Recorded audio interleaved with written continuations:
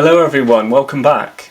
I've had one or two personal issues over the last several months, so I haven't been producing any content. So yeah, I'm back with part 3 of Michael Vecchione. For those of you who've watched before, I usually do cuts from the interview and put them as a kind of teasers at the beginning. But with Michael we cover so much ground that I thought I'd describe it kind of verbally like this, with me in front of the camera. We discuss, ready for it, Trump, Eric Adams, JFK assassination, topical Mobtube news, Joey Merlino, Gene Borrello, Sammy the Bull, John Alite, Gotti Jr, the definition of a corporator, Michael Franzese, the son of Sam, the strength of the Mafia today, the future of organised crime, crooked cops, stop and frisk, the challenges Michael faced during his time as a prosecutor, his insights into the political dynamics of New York City and wider America, his well-publicised controversies during his time in office, his book, his books, his future. Phew! Anyone who hasn't seen part 1 or 2, the links are in the description box. I promise you, this is my promise to you, that he has answers that will surprise you. A few of you have requested that I put chapters in the videos. I have done some already, but this one has chapters, so feel free to skip to the parts that interest you. As ever, please like, subscribe if you have not already, and comment. And if you really enjoy what we do here, please consider donating. Right, I've spoken enough.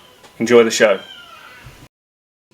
Michael Vecchione, welcome back to the show for part 3. It's good to see you. It's good to see you, Rob. Thank you for having me again. It's been a while. I thought you might have forgotten about me. I haven't heard from you for a while, but I understand that there were circumstances that played a role in that. So thank you for having me back, and I'm always happy to appear on your show and to talk to you. No, thank you. I appreciate that. What have you been up to in the last 7 months since we last spoke? Well, I've been writing. I finished the last book of my 3-book crime novel series called Fallen Angel, and I also finished narrating the audiobook of book 3. The audiobook will be out probably in a month or so, and I've begun to write another book. In fact, I'm in the midst of it now, back to the true crime or nonfiction genre. I'm writing a book about a detective friend of mine who I've known for a very long time. He and I did a case together. It was the brutal, cold-blooded murder of 2 police officers on the street back in the early '80s. I'm sorry, in the late '70s. They were members of the 2 individuals were involved in the notorious Attica riots. Attica is a prison in New York State. And during the '70s, there was a riot, a very bad and fatal in certain situations. Riots up in the Attica prisons where guards were killed, etc. And these 2 guys were involved, these 2 individuals, and they had gotten out because the governor interceded at some point, and it's something that was a political quagmire, quite frankly, Rob. Nobody understood why, guys like this would be out on the street, even after having been in jail for committing serious crimes, and then in jail being involved with this, with the riots. These guys were out, and they were down in Brooklyn visiting another member of this group, which was called the Black Liberation Army at the time. The Black Liberation Army was involved in the murder of several police officers in the early '70s, and these guys were part of that group, and they were down in Brooklyn and probably up to no good. We thought at the time that they were there trying to hook up with one of their compadres to set up a robbery of some sort, and these 2 cops were on patrol, and they just simply shot them in cold blood on the street.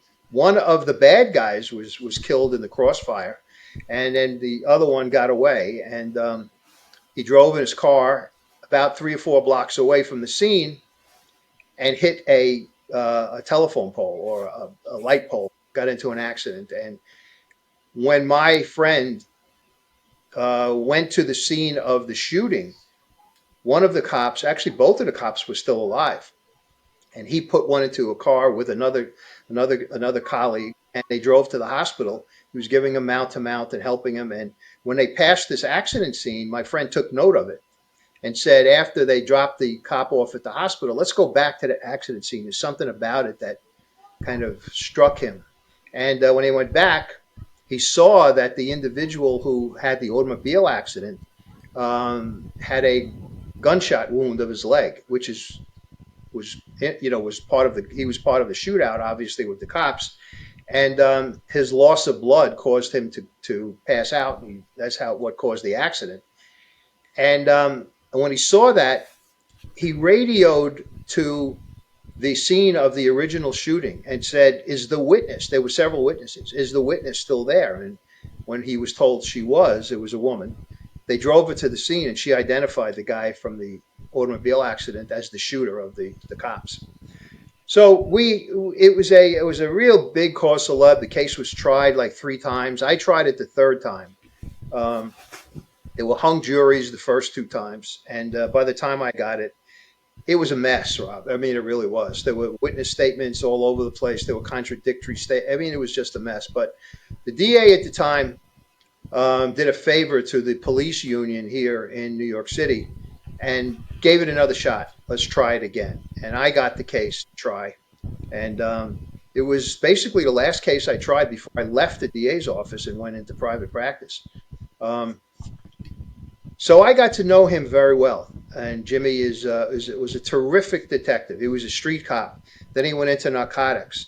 Then he went into the Joint Terrorist Task Force and made arrests all throughout his career. And finally retired, moved upstate to Orange County, New York, which is about, I don't know, maybe 50 miles or 60 miles north of the city, and opened up his own private investigation service. And while he was there, he met some friends, new friends, and his wife's new friends, and they convinced him to join a group that was doing prison ministry for prisoners in federal prison as well as state prison.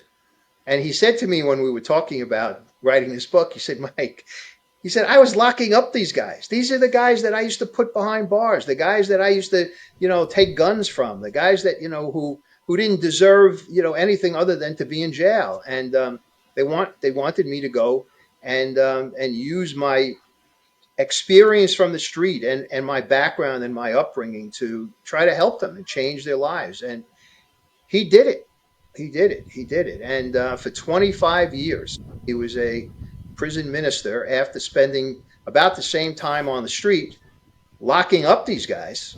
He was now helping them. And Rob, the stories of help, came as a result of his ministry, are really remarkable. And to me, when I heard it, Jimmy was a cop who basically he talked with his fists before he did anything else. He was a guy who didn't take shit from anybody on the street. He was a big guy for taking guns off the street, and he made some big arrests. And so when he told me about this a few years ago, I said, "Oh shit, you were prison minister after all of the things that you've been through on the street?" And he said, "Yeah." He said, "And I quite frankly, I loved it. He's retired from it now. He did it for 25 years." And so I'm telling that story, and it's called "Hard Guys Cry," is the title of the book, because in one of his prison ministry sessions, he came across one of his guys who was a really bad guy, who was listening and listening, and suddenly Jimmy noticed his head was down, and he noticed that he was crying. I mean, tears were literally coming from his eyes, and he stopped and he said, "What's happened? What's going on?" And the guy told him a story, and he said, "Listen, I have obviously been in a cell on a particular block in federal prison, and a new prisoner came in, like a new neighbor, and he was a younger person. Of course, the older guys took advantage of him and stole the shoes, and he had no sneakers." And he said, so Jimmy said, "Why, you did it? And that's what you're sorry about?" He goes, No, Jim, you got it wrong." He said, "I gave him my sneakers. and I had never done anything like that in my entire life. And I only did it because of spending the time with you and listening to your lessons and to your things. So that's where we got this the title, the idea from Hard Guys Cry. And so I'm in the midst of writing the book now, and and it's been I don't want to say difficult, but when I was writing the Fallen Angel books, I was using my own experiences. When I did Hard Guys Cry, my own experiences. So everything was here.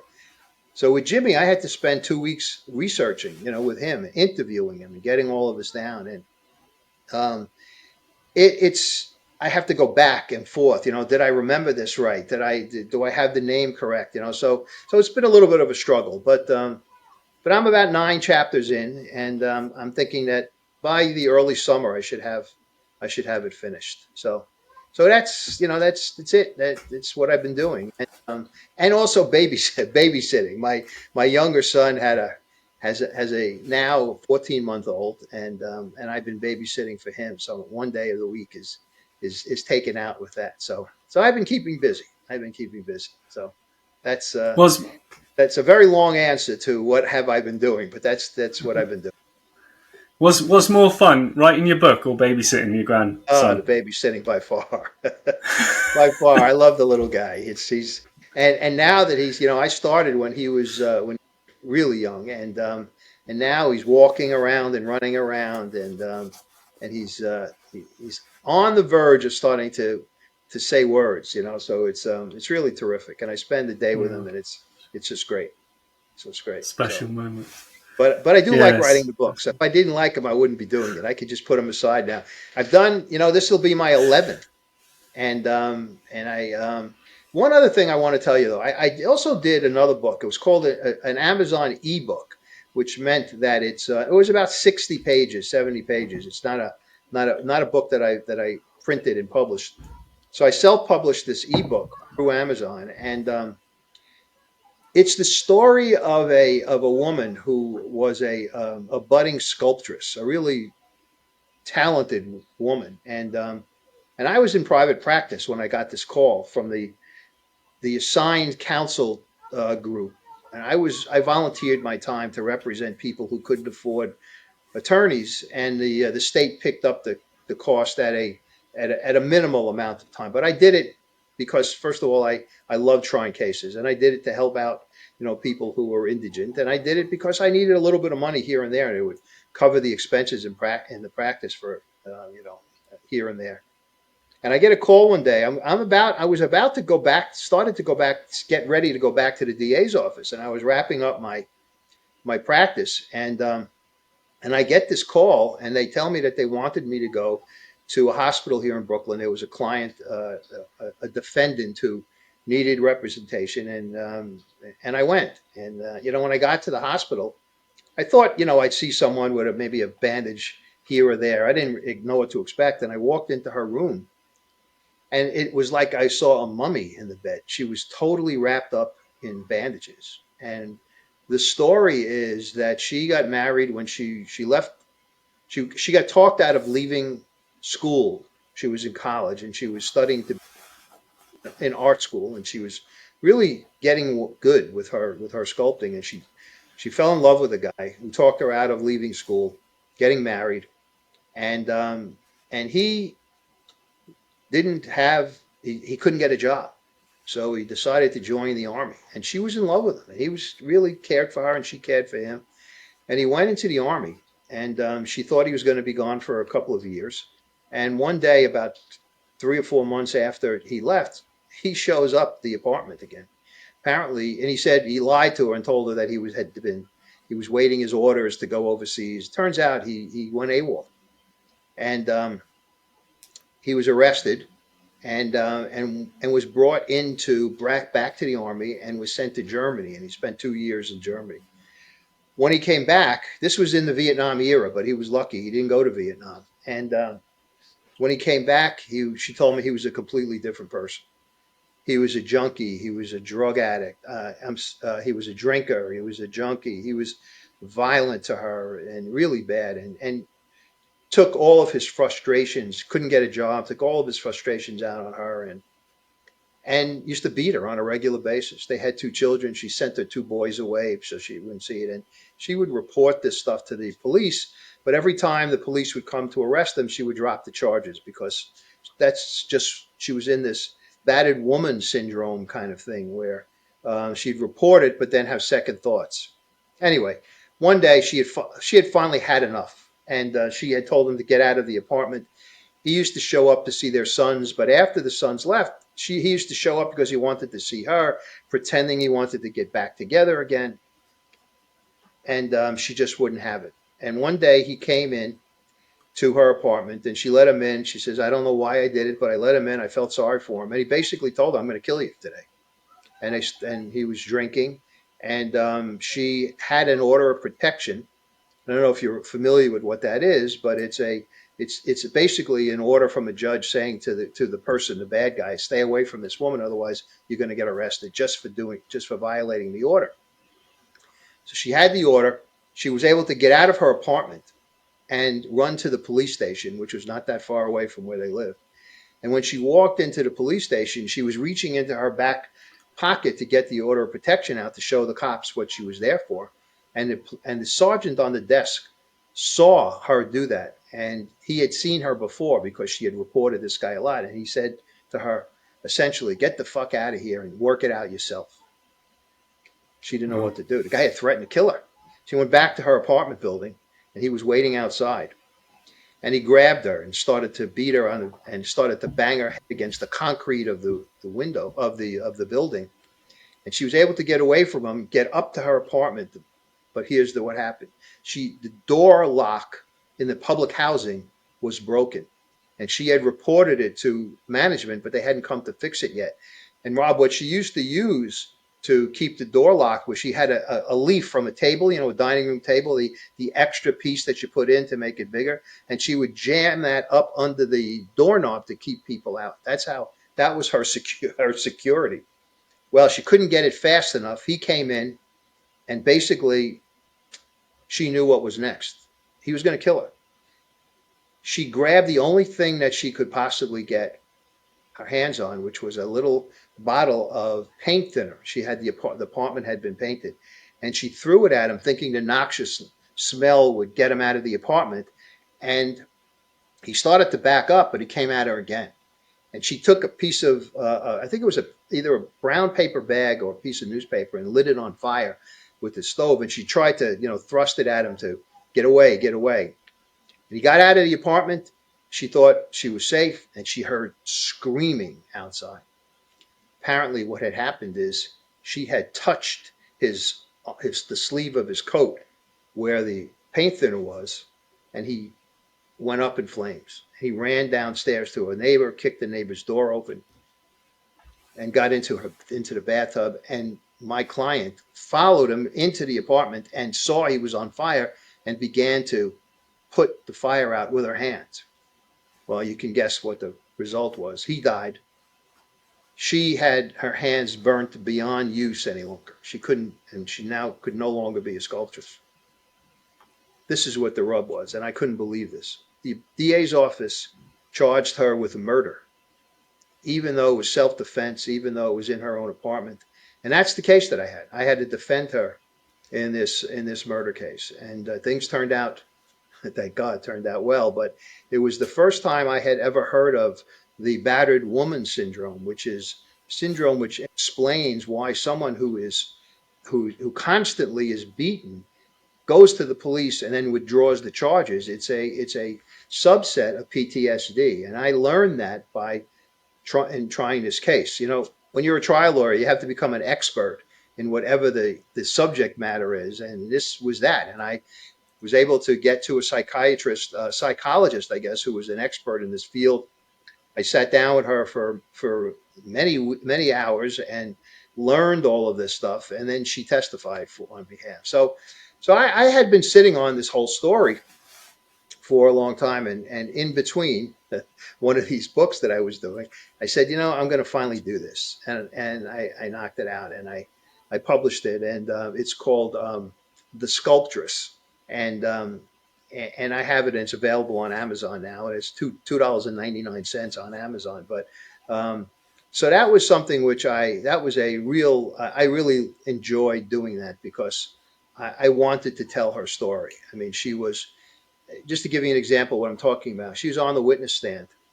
She took the stand in her own defense, and the judge said to her, "So, do you still love him?" Because she said, "I loved him, and that's why I kept dropping the charges, and I kept having him come back." And he looked over to her and he said, do you still love him?" And she said, "Your Honor, the answer was yes, I do. He was part of me, and he will always be a part of me." And she pointed to her heart. She said, "He'll be in here forever." I think that's what the judge. It was a judge trial, and I think that's what convinced the judge to go the way he did. And I lost track of her though, Rob. I don't know where she is. And I tried when I wrote the book, to find her, and I wanted to see what what she did. After the husband talked her out of talked her out of staying in school, she continued her the learning her craft, and she made contact with teachers at the school who were teaching her the sculpturing, and she was doing very, very well. And she was just a lovely, lovely woman, a woman who, you'd say that this is really punishment that she never deserved. And I thought it was a story that needed to be told, and I told it. So that's what another thing that I did during this period of time when we haven't talked. So it's been busy. It's been busy. Both fascinating books. When your first book you mentioned, the one you're writing on now, and you're hoping to have finished in the summer, have you got Yeah. like a publication date or a publication month for that? No, I don't. I am hoping that I will do it. I'll tell you why I say that, because I have given this book to I gave it to several publishers that I knew who had done the other books, and the book the publisher that did Hard Guys Cry, sorry, Homicide is My Business, called me up one afternoon. I was just, I was wondering what was happening. I hadn't heard from anyone, and he said to me, that proposal you gave me about your friend and Hard Guys Cry. I said, yeah. He said, I want to do it. I want you to do it, and I'm going to publish it. So I was great. I got a contract. He sent me a contract, and I started. And then one day I hadn't heard from him because I had signed the contract, sent it back to him. The subject of the book signed was, both of us are on the contract, and we signed it, sent it back to him. He calls me and he says, "Mike, I'm sorry to tell you this." He said, my company can't afford to buy another book, and we're cutting down." And they had tried, done a lot of books. I mean, it was not from some fly by night publishing house. And so I didn't know what to do. I sat back and I said, how, and I gave it to an agent of mine, and he brought it to, I thought I gave it to him to take a look at, to see if he thought that he could sell it. And he called me back and he said, "Yeah, I can." Um, so he put word out to publishers that he knew. He got a response from 6 of them who said, "We're interested." Another situation where I hadn't heard for a while, and I called him up and said, "Frank, what's going on?" He goes, "Mike, sorry to tell you this. They all have backed off." Now, why? I have no idea. So I'm now in the process of publisher who has published my Fallen Angel books, has told me that when I finish writing, she wants to see. Her issue is whether or not how she can market it. Where does it fit? Is it a memoir? Is it a true crime thing? She was concerned that the initial subtitle, which I had under Hard Guys Cry, was the spiritual journey of Brooklyn's toughest cop, etc. And she thought that the word spiritual would give the connotation that it was a religious book, and she didn't think that people who buy books like that, or how she could market it, would go for it because it had, had that word in it. So I told her that it's not a religious book at all. It's about a human story of a guy who essentially went from locking people up to now turning their lives around. And I thought that that dynamic would be something which she would go for. And she said, so I after a bunch of times where she said, I don't know, I finally convinced her to let me write the book, and I'm going to give it to her, and we'll see if she can publish it. If not, then Jimmy and I may very well just self-publish it. I think the story needs to be out there. And in the meantime, I have Jimmy is the cop who's the subject matter, has an actor friend who is a guy who's been in The Sopranos. He's been in all kinds of mob movies, actually. His name is Michael Rispoli. And he meets him in the gym, and he told Rispoli what's going on. And Rispoli said to him, why don't you get the proposal to Mark Wahlberg? He loves to do movies with a spiritual bent to them. And luckily, a detective friend of mine has a very good friend who knows Wahlberg's agent. So I was able to get the proposal, the book proposal, we're using it as the movie proposal or TV proposal, into Mark Wahlberg's agent's hands, and he has it now. So we're keeping our fingers crossed, and maybe that will turn out to be a score. Um, so that's why I don't have a publication date. I'm writing it, and I guess I'm taking the uh, not being as optimistic about it as I should about getting a publisher. But if we're self-publishing, then I'm under no deadline. I'm going to write it, but I want to get it done because I've gotten to go ahead to write book 4 of my Fallen Angel series from the publisher. So I need to get into that. So um, so that's where I am. And I don't know if I ever told you about the Fallen Angel series. What it was is it's a not crime novel series, but every one of the crimes that the protagonist fights the antagonist over is a case that I did myself. So all of my cases are in these 3 crime novels that I have done, and I've got boxfuls over there in the corner of my house here, with other stories that I'm going to use in Fallen Angel 4. And I'm thinking I'm going to go into the Mafia cops. I'm going to use the whole story of the Mafia cops in book 4. So we'll see. But that's what I'm doing. So Amazing. How did you find the audiobook? Speaking, I was going to say writing the audiobook. How did you find speaking? Different to writing, because it seems to me well, it can be quite laborious a talking lot. for like however many pages.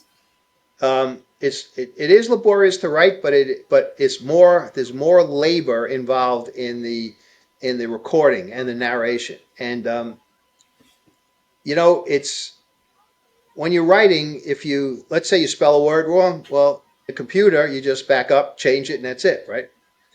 When you're narrating and you make a mistake, well, now you have to stop the recording. You've got to delete what you made a mistake on. Then you've got to get to the right spot in the recording again, change, record it properly, and then pick up. And you can make a mistake as simple as saying instead of her, saying him, or you may stumble over a word, and you get and for me, I love what I've done in terms of the writing, and I get excited even and I know what's coming, and I may get a little bit ahead of myself, and I'll say something, and then I'll stop and say, "Oh, that's not what you wrote. You got to go back." And so going back and forth, Rob, has really takes time to finish up, and that's where the labor is, doing that. If I had was good enough to go right through and and record from page 1 to the end of the book, then that would be good. But it doesn't work that way. No. So it is a difficult for me. It was difficult. It's gotten better. I've done 3 books now, so I think book 3 is a lot easier than book 1. And the one thing that you have is a failsafe, because when I send it into the publisher gives it to an editor who listens and then makes notes of what needs to be corrected. and then sends back to me, okay, on page 17, it should be her instead of him. Line 12, that kind of thing. So I got to the point where I was very, very concerned in the first book that I was making mistakes. And I can't tell you how long it took me. It took me forever. And I was recuperating from, I had an injury to my knee, and I had a knee replacement. And while I was recuperating from that, I had nothing to do. So I recorded book one. And so there were days when I wasn't feeling as good as I should have, and I was making mistakes. Um, and then I got the editor's edits.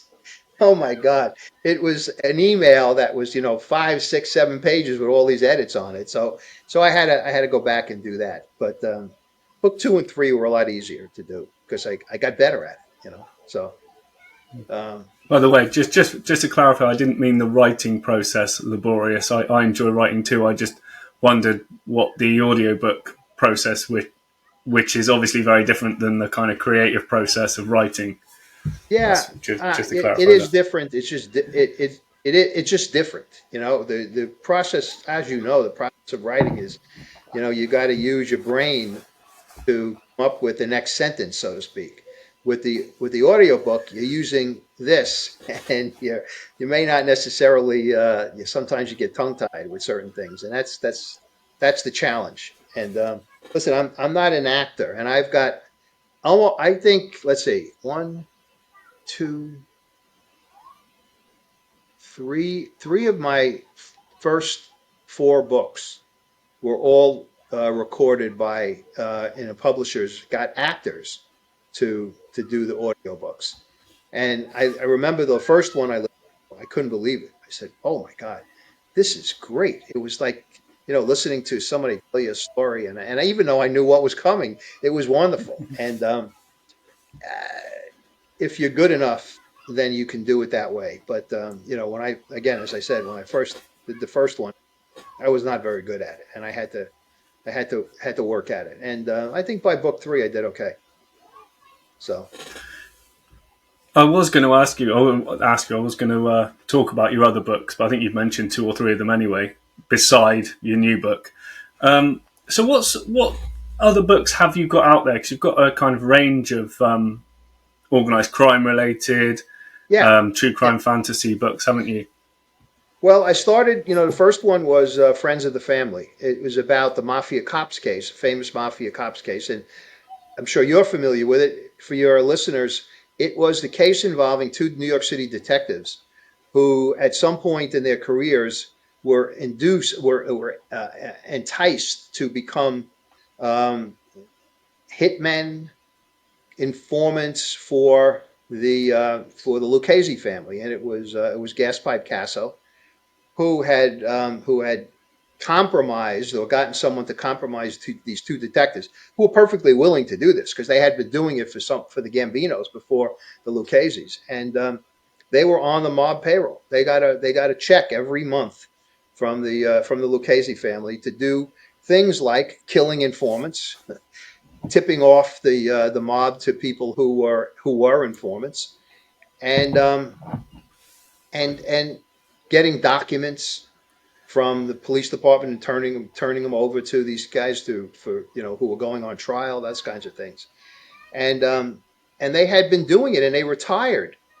And after 10 years, a detective, my good friend Tommy Dades, who wrote the book with me, Tommy Dades got a call from the mother of one of the people, one of their victims, and said, I've kept this information for a long time, and I think it's time to tell you. The 2 mob cops had come to her house looking for her son because they wanted to turn him over to Casso, Gaspipe Casso, because he wanted basically to interrogate him and then ultimately kill him because he was involved in a plot to kill Casso.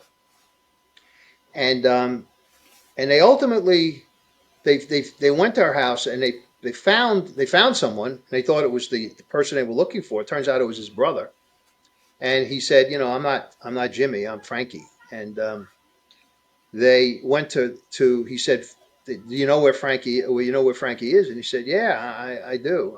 I'm sorry. You know where Jimmy is?" And he said, "Yeah, I do. He's in Brooklyn." And he gave him the location because he thought that they were going to arrest him.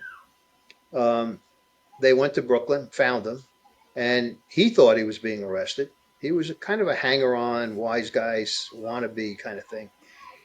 And they took him to Gaspipe. And Gaspipe took him to a home in Brooklyn and tortured him to get information out of him as to who was part of the crew that tried to assassinate Gaspipe.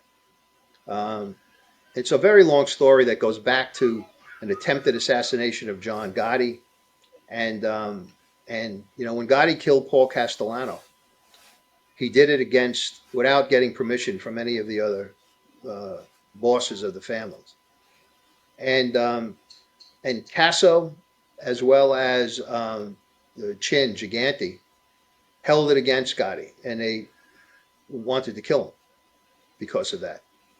And they Casso hired a guy who was a demolition expert in the army, and the plan was for them to plant a bomb under Gotti's car on a Sunday morning. Gotti regularly went to a social club on Sunday morning in Brooklyn, probably to collect money. I would assume, and they knew that he did it every week. And he had a driver, Frankie DeChico was his driver, and so the plan was for this demolition guy to build a bomb, an IED now, an improvised explosive, and put it underneath this car. And the plan was for him to be across the street from the car. And when Gotti and his driver got in, he was going to detonate the bomb and blow up the car and blow up Gotti. And Gaspipe was part of that plan because Gaspipe hired this guy, and also Gaspipe was the guy who physically placed the IED under the car. He pretended to be walking home from a grocery store. He had a bag of groceries, and he pretended to drop one. And as he did, he got the IED out, slid it under the car, and took off around the corner and went and waited in his car. The guy who was detonating the bomb was across the street, and when the two guys got into the car, he makes a U-turn and pulls up. This idiot pulls up next to the car he's about to blow up and sets the bomb off. Now his car gets damaged, of course, blows his car, and the car gets blown to bits, and the two people in the car die. Turns out Gotti was not one of them. He made a mistake. They thought it was Frankie DeChico, his regular driver, was the other, and he died. So Gotti never forgot that, and he knew that Gaspipe was involved. So he set up a hit on Gaspipe.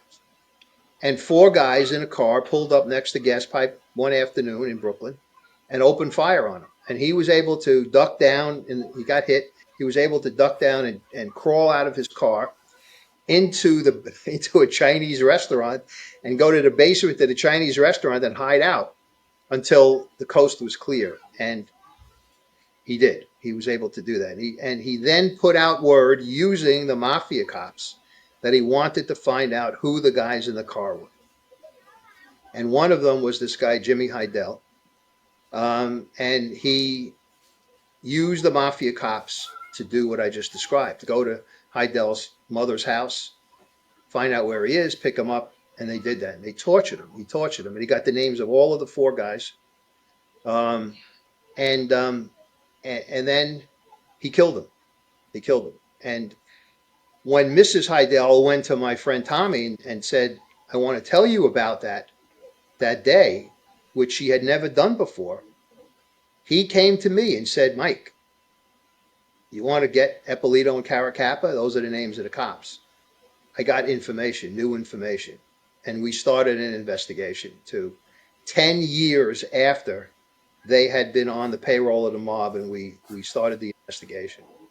The reason that she was able to get to give this information to Tommy was that she was watching TV one afternoon, and one of the Mafia cops, Eppolito, had written a book called Mafia Cop, which is how the press picked up on calling these guys the Mafia cops. And she was watching TV, and he showed his book, and in the book is a picture of he and Eppolito, the other cop. And Mrs. Heidel was shocked. She said, those are the guys that came looking for Jimmy. And she went to the FBI, didn't want to have anything to do with her. She went to other law enforcement, didn't want to have anything to do with her. So she kind of let it go by the wayside. Gas Pipe had been picked up and became an informant for the feds. He told them about the Mafia cops, and they didn't do anything because they didn't want to give credit to Gas Pipe at all because he had screwed up another case.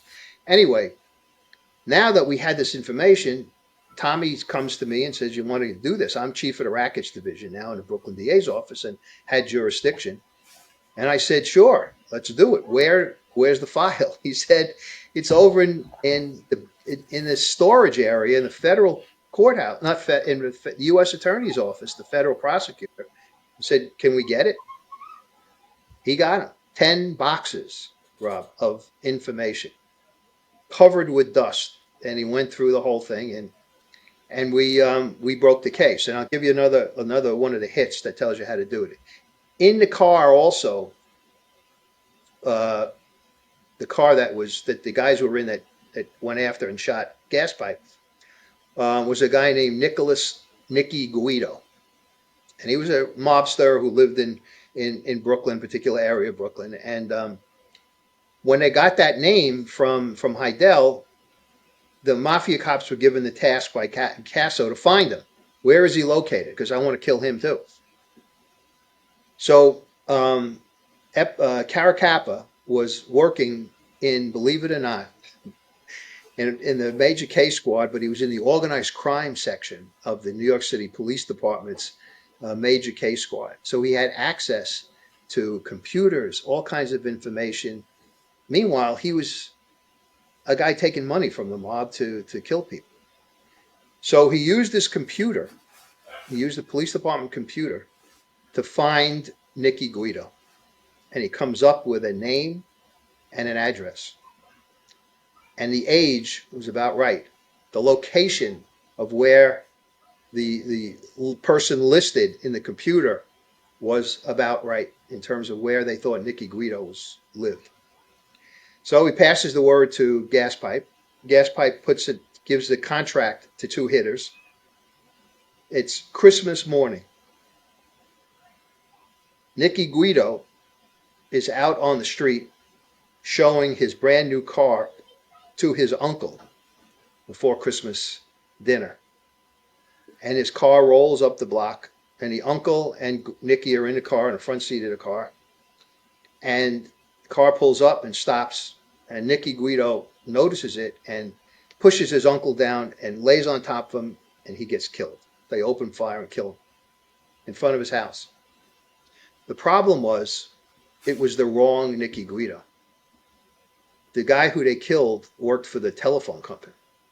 He was not the guy who was in the car, the mobster who was involved in the shooting of Gas Pipe Casso. When the real Nicky Guido found out about it, he took off and went to California and hid out until much later, and then we found him. The FBI or somebody found him. So when we got all of this paperwork from the U.S. Attorney's Office, Tommy was going through it, and he found the printout of the computer printout for this Nicky Guido. And it matched the story perfectly.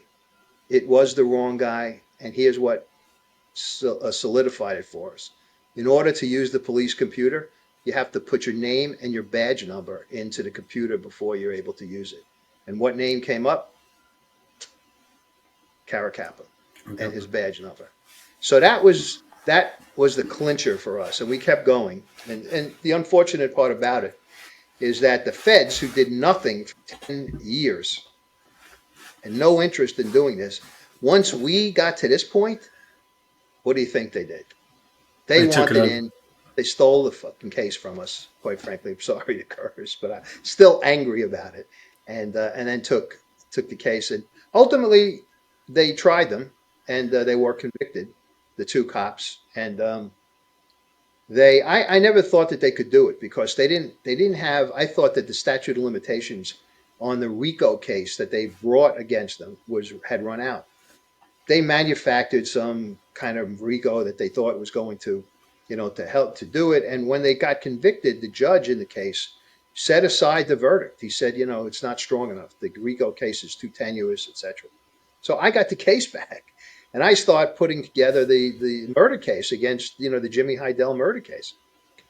But it went up on appeal, and they reversed it, and ultimately these two guys went to jail for the rest of their lives, and both of them are dead now. They both died in jail. So that book, when we made that arrest, there was a flurry of publishers wanted me and Tommy Dades, and we had a guy who wrote the book with us, and we did an auction and went to the highest bidder, and everybody was interested in the case, and it's still out there. We sold it, I think, three or four times, and there are people still interested in the story. There's some half-assed group of actors try to put together a film about it, and it's supposed to come out on Netflix or something. But it's, from what I'm told, it's really bad.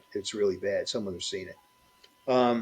So that was Friends of the Family. That was the first book, and then I continued, working in the DA's office. And when finally my boss lost his election, I left, and myself and Jerry Schmetterer, who was the spokesperson for the DA, we were very good friends. We decided to write what we call Crooked Brooklyn, which is my memoir, and it's about my days as the chief of rackets and all of the cases we did, including this one. It's in there, and I don't want to jinx myself, but that book now has been again sold, and maybe keep my fingers crossed that it will be part of a TV series soon, I hope. So that's, again, true crime. But the one that I don't think we ever talked about is we went to a group in New York called the Society of Professional Investigators.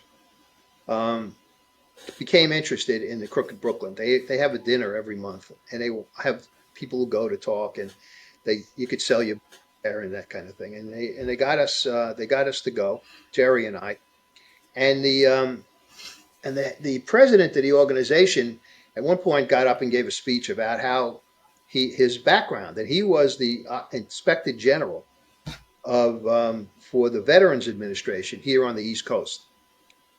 And he talked about how part of his career was spent locking up doctors and nurses who were killing veterans. They were basically murderers who were, and he didn't start out doing that, but he got a tip that a doctor was doing this, and he, started an investigation. The doctor was killing patients. That led to a second investigation of a nurse. That led to a third investigation of another doctor, and then another nurse, etc. So we heard this, and we were in the midst of, we had just finished Crooked Brooklyn, and Jerry and I went up to him after this dinner and said to him, "Are you interested in doing a book?" And he said, "Yeah."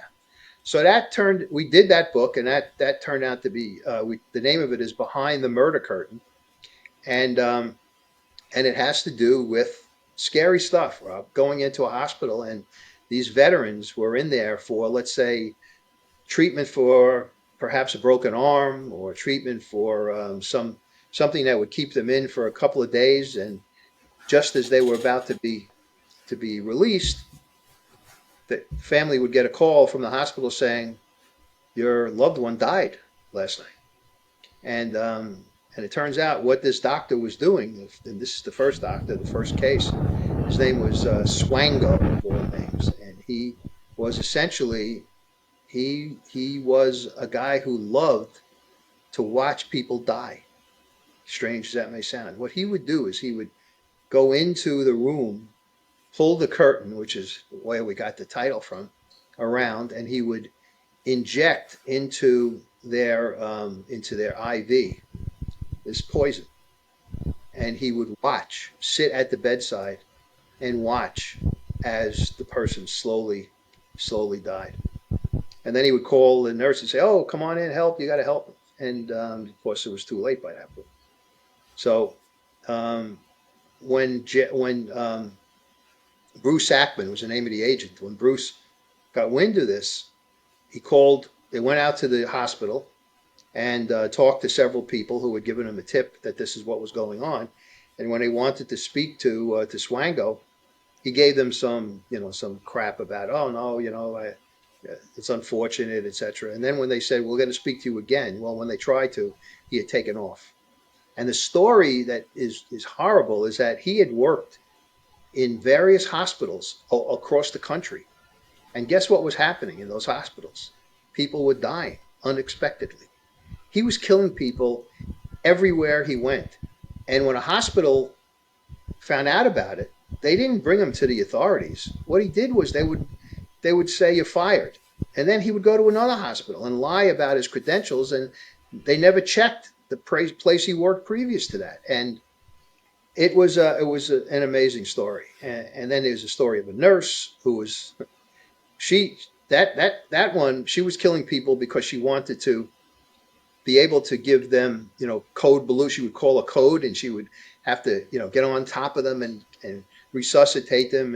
And there was a security guard who she was in love with, and she wanted to show him how good she was at this stuff. And she was killing people to try to save them. And of course, she was doing it with too much. And yeah, she was injecting them, same kind of poison. And here's how screwed up she was. One situation where she had to crawl on top of this guy to, he was in bed and she was giving him, trying to resuscitate him. She wore a very skimpy underwear so that she could get up on the bed. When she leaned over, of course, her underwear was exposed, and the guy who she was trying to entice and to seduce was the security guy who happened to be there, had to be there because of this code. That's how sick this woman was. She tried to kill her husband as well because she was in love with this guy. Um, so anyway, that resulted in Behind the Murder Curtain, and it was a terrific story. It really is a terrific story, and unfortunate and scary because I'm glad we told it, but it scared the hell out of people, when they read it. You go into the hospital thinking that, you're going to be saved, and these people could pretty much just inject anything into you, and then that's the end of it. So, Yeah, it's twisted stuff. For the yeah, eagle-eyed of you watching sorry. this, I just said, for the eagle-eyed of you watching this, behind Michael on his top shelf of his bookcase are some of the Oh yeah, books that yeah, we'll be it's right talking about. there. It's it. Yep, Crooked Brooklyn's Crooked there, Brooklyn, and Behind the Murder right, Curtain. Exactly. yeah. What's your favourite book that you've written? I guess Crooked Brooklyn. I guess it's Crooked Brooklyn because I had, I devoted 6 to 7 years of my life in that series of investigations, starting with just a lawyer coming in to tell me that a judge who he was before was soliciting money from him. He said, if you want me to sign these documents, which would have solved and settled a big case for him, I want money. And he thought the guy may have been kidding, but he said, okay. And he didn't pay him right away. And then several months later, the judge called him and said, listen, I didn't forget. Come back. And he went, and they agreed on a particular price. And then he went to another lawyer to say, what do I do? Luckily, that guy was my old boss from the DA's office when I worked there in the first time. And he came to us and said, this is what I have. And we wired up the attorney, sent him into the judge, paid him off, and that became our first case. First case in this corruption investigation, and I thought it was going to be, this one judge. Well, there was a woman who was watching the news when that judge was sentenced, and she came to us and said, "I have a judge who I think is taking money from my husband, and he's going to take my kids away in divorce court." And she said, so she came in and she interviewed us, and we interviewed her, and it turns out that she was right. He had taken money, but he had not to screw her. He had taken money to just because he was just a corrupt individual. And I don't know what the outcome was going to be with her because we never allowed him to finish the case because we did an investigation and we finally locked him up. He led us to the head of the Democratic Party in Brooklyn, who was also a corrupt individual, who was taking money from people who he was promising judgeships, among his other crimes.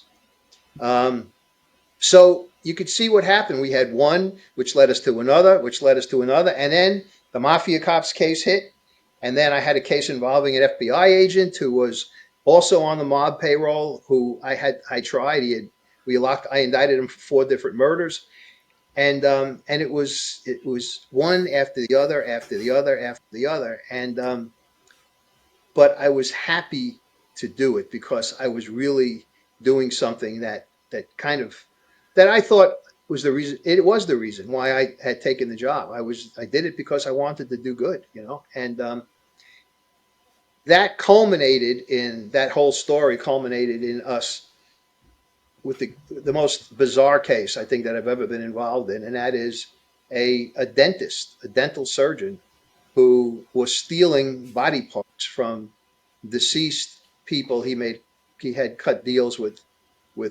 funeral homes to be able to take bone and tissue out of dead bodies before he embalmed them or cremated them. And it was when the assistant DA came into my office and told me what he had heard it from a witness. I said, I couldn't believe it. And that was an investigation that became not only a local, national, but became an international investigation because he had cut deals with a prison in Russia to when Russian prisoners died. His deal was with the prison was to take control of the body, bring it to Germany, where he would then ravage it, take the bone tissue, and then nobody was going to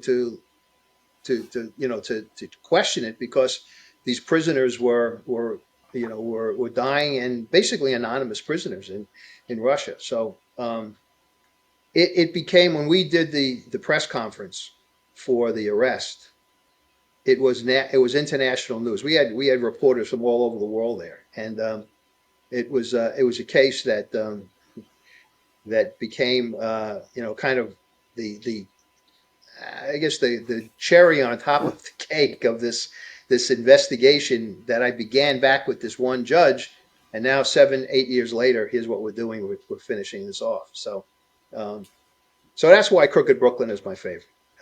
It's the guys who were interested in doing it for a TV show just told me that when they read the prologue, which I tell a story about how when I started in the DA's office, I was a young, really green. I didn't know anything about it. And an assistant DA asked me to go with him to a scene of a death, and it was essentially a suicide. But because it was the United States Attorney for Brooklyn, and because it was during the Watergate era where there were all kinds of things happening, we thought it was a murder. And I went to the scene, and I never forgot it. Never forgot it. And as I write in the book, I was hooked. I was hooked. I wanted to do this, for the rest of my life. So he loved that story, and he said once I read that story, I knew we had to do this. So anyway, long story short, Crooked Brooklyn is my favorite.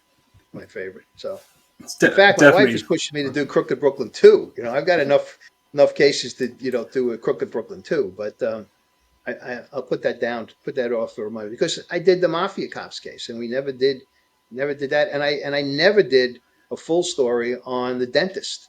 The dentist story. I could write an entire book about because it was that detailed, and I don't know if you know this, but one of the things that one of the ways that we cemented the case and was able to and got into the news, frankly, was when we found that one of the dentist's quote unquote victims, one of the people that he stole bone and tissue from, was Alistair Cook, who was a British actor or British commentator who did Masterpiece Theater here in the United States. He was the host of Masterpiece Theater, and Alistair Cook. We went to Alistair Cook because we found his records in and among the dentist records, and we went to his daughter and asked her if she had given permission to do this, and she said, "Are you kidding? Absolutely not. She said, I had my father cremated. But now that you say now that you tell me what you told me, it now makes sense as to why when I spread his ashes, it was like talcum powder. It was not, I expected little bits and pieces of bones, etc. Well, there were no bones. They had ravaged this guy's body, taken all of his bones. He was 90 something years old. And the sad part about this is, Rob, this guy, this dentist, was selling these bones to a processing company, processing companies all over, the United States, who, when a doctor needed a transplant, would buy from these processing companies. So if you had the need for a transplant, let's say of a bone in part of your body, but you didn't want someone who was not, you didn't want some 90-year-old's bone who wasn't going to last. And he also didn't care about what these people died of. The people he was taking bone and tissue from, HIV, hepatitis, communicable diseases, and he was selling this stuff and lying about to the processing companies about the cause of death, and also forging permission slips that were ostensibly from the family members. I've got that on my back burner. I think at some point I'm going to wind up doing that whole story, doing a book on it. So Sounds um, good. Sounds like yeah. your wife doesn't want you to retire anytime soon. So I'm supposed to be retired now, but I have a good life. I have a great life. She's the light of my life. She's wonderful, and it's we have a great relationship. She's an expert in her own field. She's a fashion designer, menswear fashion designer, and really a top notch and terrific. And since I met her, I don't have to buy a shirt or a sweater or anything, a jacket, any for a long time. So um, And you look good. and yes, yes, yes. So What's can't your do most anything about popular? this. What's that? Say it again. No, so we can't do anything about. Oh, when you mean your face. Yeah, I can't do anything about the face. I can do something about the rest of me with her clothes. So I interrupted you. I Uh, started. You were about to ask a no, question. no, no, it's cool. What's your most popular book? Um, Probably Friends of the Family, the first one about the mafia cops. It was a really, really very, very big story when that hit. The DA called it the worst case of corruption in the history of the New York City Police Department. And I agreed with him. I agree with him. I mean, these guys were killing people on behalf of Casso, and before that, on behalf of the Gambino family, um, and we're taking money for it. We're taking money for it. I mean, and when they weren't killing, they were still taking money and were passing information along to the mob. And God knows how many cases were compromised because of what they did. So, but that's probably the most popular one. Um, Although Yeah. I have to say that people who've gotten involved in the Fallen Angel series really like it.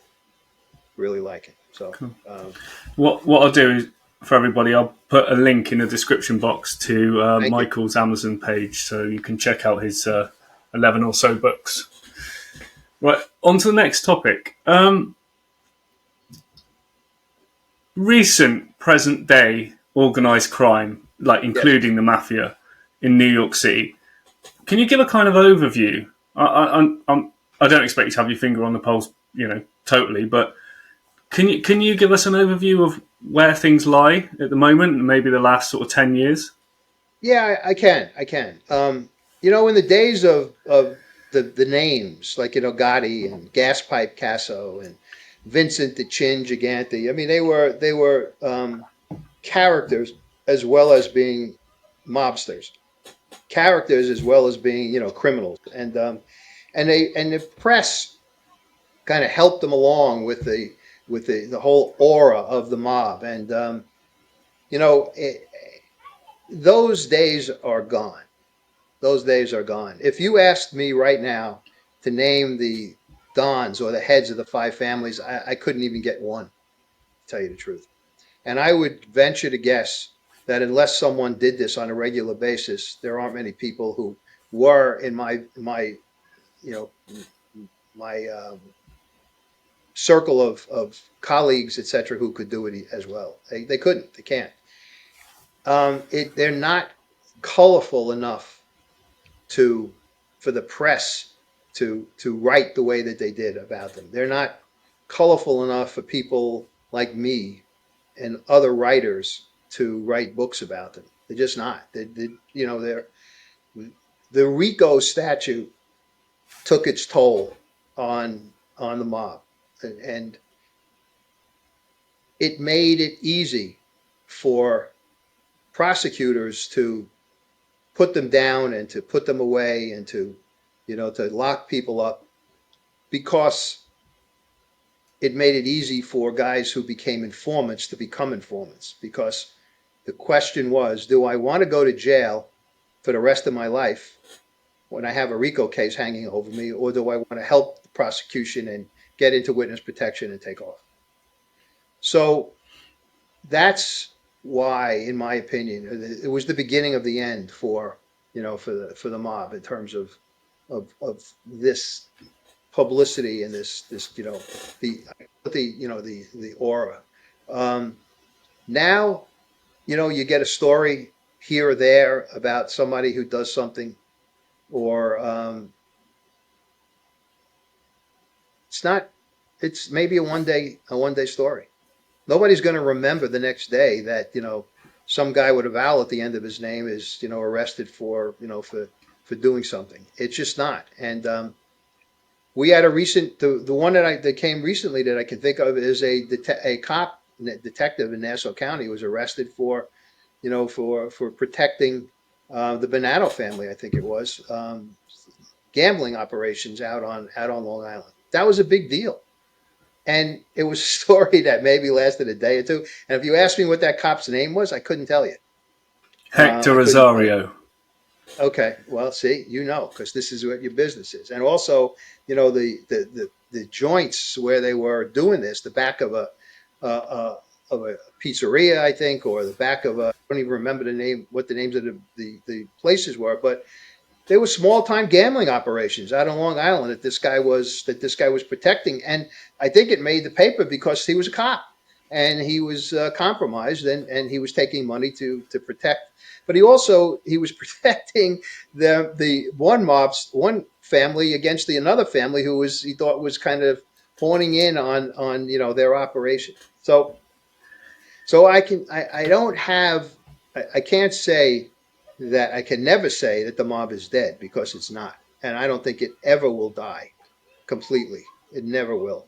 I think that there's too much money to be made, and there are too many bad guys out there because the people who come up through the ranks, the younger guys who saw what was going on, back in the 90s and early 2000s and 80s, etc. Now they're older, and they see what's out there and what the potential is, so they're going to continue to do it. And but it's not the same at all. The glamour has gone, has really gone. And I think that one of the things that kind of cemented it for me was what I told you early on, and that is mob movies. Forget it.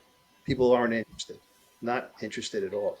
Um, I mean, if you think back, if this movie involving De Niro had been made, let's say, 25 years ago, where he played Castellano and Genovese, that would have been something which I think people would have gone to see and were interested in. But not anymore. Not anymore. And the proliferation of these these podcasts run by these wise guys who have who now are out, were informants and now are out, or were bad guys and now are out.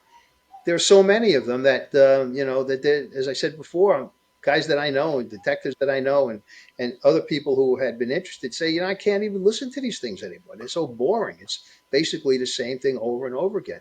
Another guy another case another story about a mobster that it was just in the papers was a guy who was a Gotti guy was part of the Gotti crew, and that is a guy named John Alite, and he's running, and he ran or was appointed to city council in some town in New Jersey. Um, that kind of made a little bit more news than some of the other stuff, because this guy, to be on now as a lawmaker or somebody who's going to be part of the structure that's running a New Jersey town, really struck a chord with the paper. So, but the mob is not the same, Rob. It's just not. And I don't think it'll ever be back to the quote unquote glory days, of the Gottis, and as I said, the gas pipes, and the names of the five families were on the tip of everyone's tongue, particularly people in law enforcement, um, and underbosses and things of that nature. So, there was a time when Jerry Schmetter and I had an idea to do a. He had a friend who ran a tour company down in Florida, and he ran it past him and said, I have a buddy, meaning me, who knows where various things happened in mob lore in New York. He said, we thought about maybe putting together a tour. People who are interested in the mob at that point, and a tour on maybe a bus that would hold maybe 10 people. I call a bus. I'm talking about a big van, and we go from place to place to place, and I would tell the story of what occurred at this particular location. And we thought, how could this miss? How could it miss? It just never got off the ground. Never got off the ground. He thought the idea was a good one, but then he did a little bit more research, and he said, just not, the interest is just not there. And I put a lot of work into it. In fact, I still have the paperwork, my layout for where we would go and what the stories were. I kept it. So um, I know that may not be something that guys like you who do this stuff for want to hear, but there may be an interesting story here or there, but it's not as widespread as it was before. And as I said, about Rico, that's, in my opinion, the reason. Informants were coming out of the woodwork because they were trying to save their own asses. So go to jail for life with Rico if you get convicted. So it's an incentive not to get to go to trial. Is it fair to say the mafia is insignificant in America now, or is that going too far? No, I would say that's not going too far at all. Not going too far at all. Um, a lot of people a lot of people would say that the politicians in this country have taken over that role, and that they're worse. And the mob guys used to say that to me all the time. That you think I'm bad. The politicians are worse than we are. And I agreed, and I still agree. That investigation that I talked about that was in Crooked Brooklyn, that opened up my eyes to how corrupt and how deep the corruption went in terms of the political sphere. It's incredible how bad it is. I used to say during that time, and I still maintain this, that there's no politician who isn't corrupt in some shape, manner, or form. But so I do agree with you. I think that it's fair to say that the mafia has become kind of insignificant, insignificant. Um, and when stories about this guy Alite takes 2 or 3 days to get out of the newspaper, and it's basically a nothing story. Um, I shouldn't say a nothing story. It's not the traditional mob story. Well, then you know that if there are still, I guess, some reporters who are interested in doing mob stories, and they jump on this and put it in the paper for a few days. But other than that, I don't see it. I don't see them being significant at all. And just to follow on from that, Yeah. around about half of the elected officials in English Town quit their posts, partly to do with Alite's appointment. Half of the elected officials. I missed part of what you said. Around, yeah. So the mayor is a controversial mayor. My understanding of this, he appointed Alite, so he wasn't Oh elected. yeah, He appointed yeah, him, yeah. and then the elected officials. I'm not going to say it was all to do with Alite. I think it was more to do with the mayor, but one of the reasons, or perhaps the main reason, that so many resigned was because he brought in a convicted Correct. criminal onto Correct. the Correct. committee. Correct. Absolutely. It, Absolutely. it, Now, of course, Interesting Alite story. says, he's completely turned his life around, that kind of thing. And there's, a lot to be said for that. Look, Sammy Gravano, same thing. Gravano has turned his life around completely. Gravano is trying very hard to make it. He had this genre to, as a bully pulpit for a while, and did well with it. He's got his little TV uh, uh, station, or whatever you want to call it, a YouTube station. And so there are guys who do it, who do change. I have no, I wouldn't say that those guys are still what they were before, because they're not. They're not. I mean, I did a lot of work with Gravano since he came. I was a regular on his podcast. I would do a weekly show with him, and I, quite frankly, I like Sammy a lot. And he, he.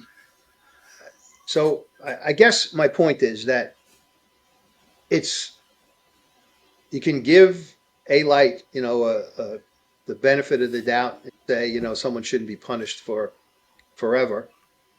Um, just that in the position that he wanted or got or was appointed to, it's so odd and strange that somebody would do that, and you could see why it caught everyone's attention.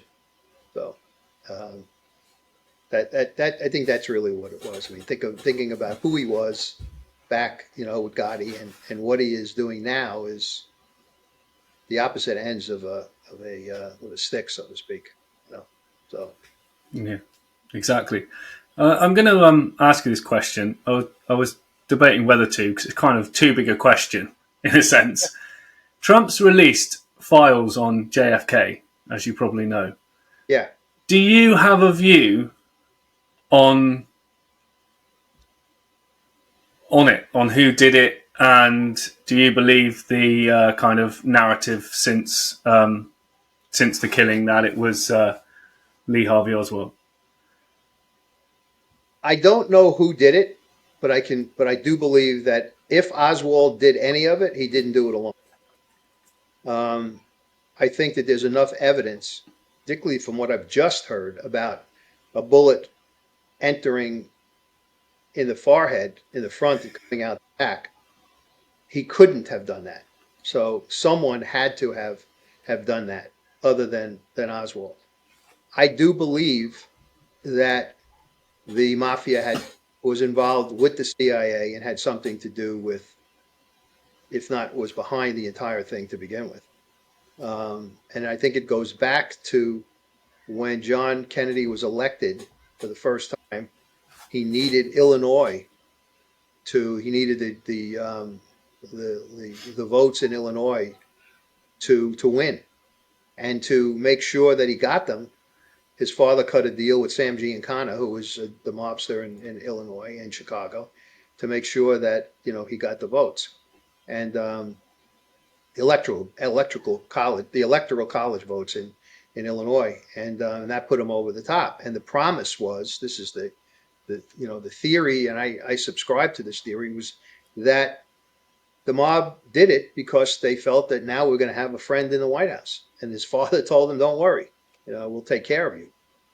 And then John appointed his brother Bobby to be the attorney general, and he became the mob's worst nightmare, bringing him to hearings and all kinds of stuff to prosecute. So I think that they were very, very pissed off at Kennedy, very pissed off at him, and didn't take a lot of uh, encouragement to get them to agree. And God knows what the CIA had in mind. I have no idea, but I think that Giancana, Santo Trafficante, and Carlos Marcello, who was the guy in New Orleans, got together and orchestrated this. And they got this stooge um, Lee Harvey Oswald. I mean, think about it. The guy was he. Anybody who would think that this guy was someone who would be strong enough, both physically and mentally and emotionally, to kill president of the United States, got to be out of their minds. Um, and I think that he was just a foil, perfect foil for for them to use and to lay blame on.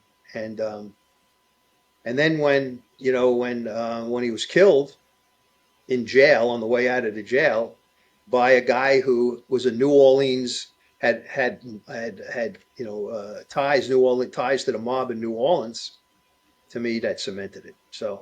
Um, so that's my feeling. I don't think that Oswald, if he did do any of it, he didn't do it alone, or he even did any of it, to tell you the truth. So, um, I got to tell you, it's really struck me as I was never forget the day I was in high school. I was, I think, either a freshman or a sophomore in high school, and when the news came over, and they immediately released all of the students, closed the school, and went home, and then followed it for the next 3 days up until the point where Ruby killed Oswald in that Sunday morning. Um, and it was something that so affected me and us, that somebody could take the life of the guy who's running this country, that it was a traumatic experience for a lot of people that I knew. And to now see and read about what is being released and what we were not told and what was hidden from the public, um, is just disgusts me, quite frankly. It really does. It's the kind of thing that, this is America. And, we have an open society. But it's not open. And I learned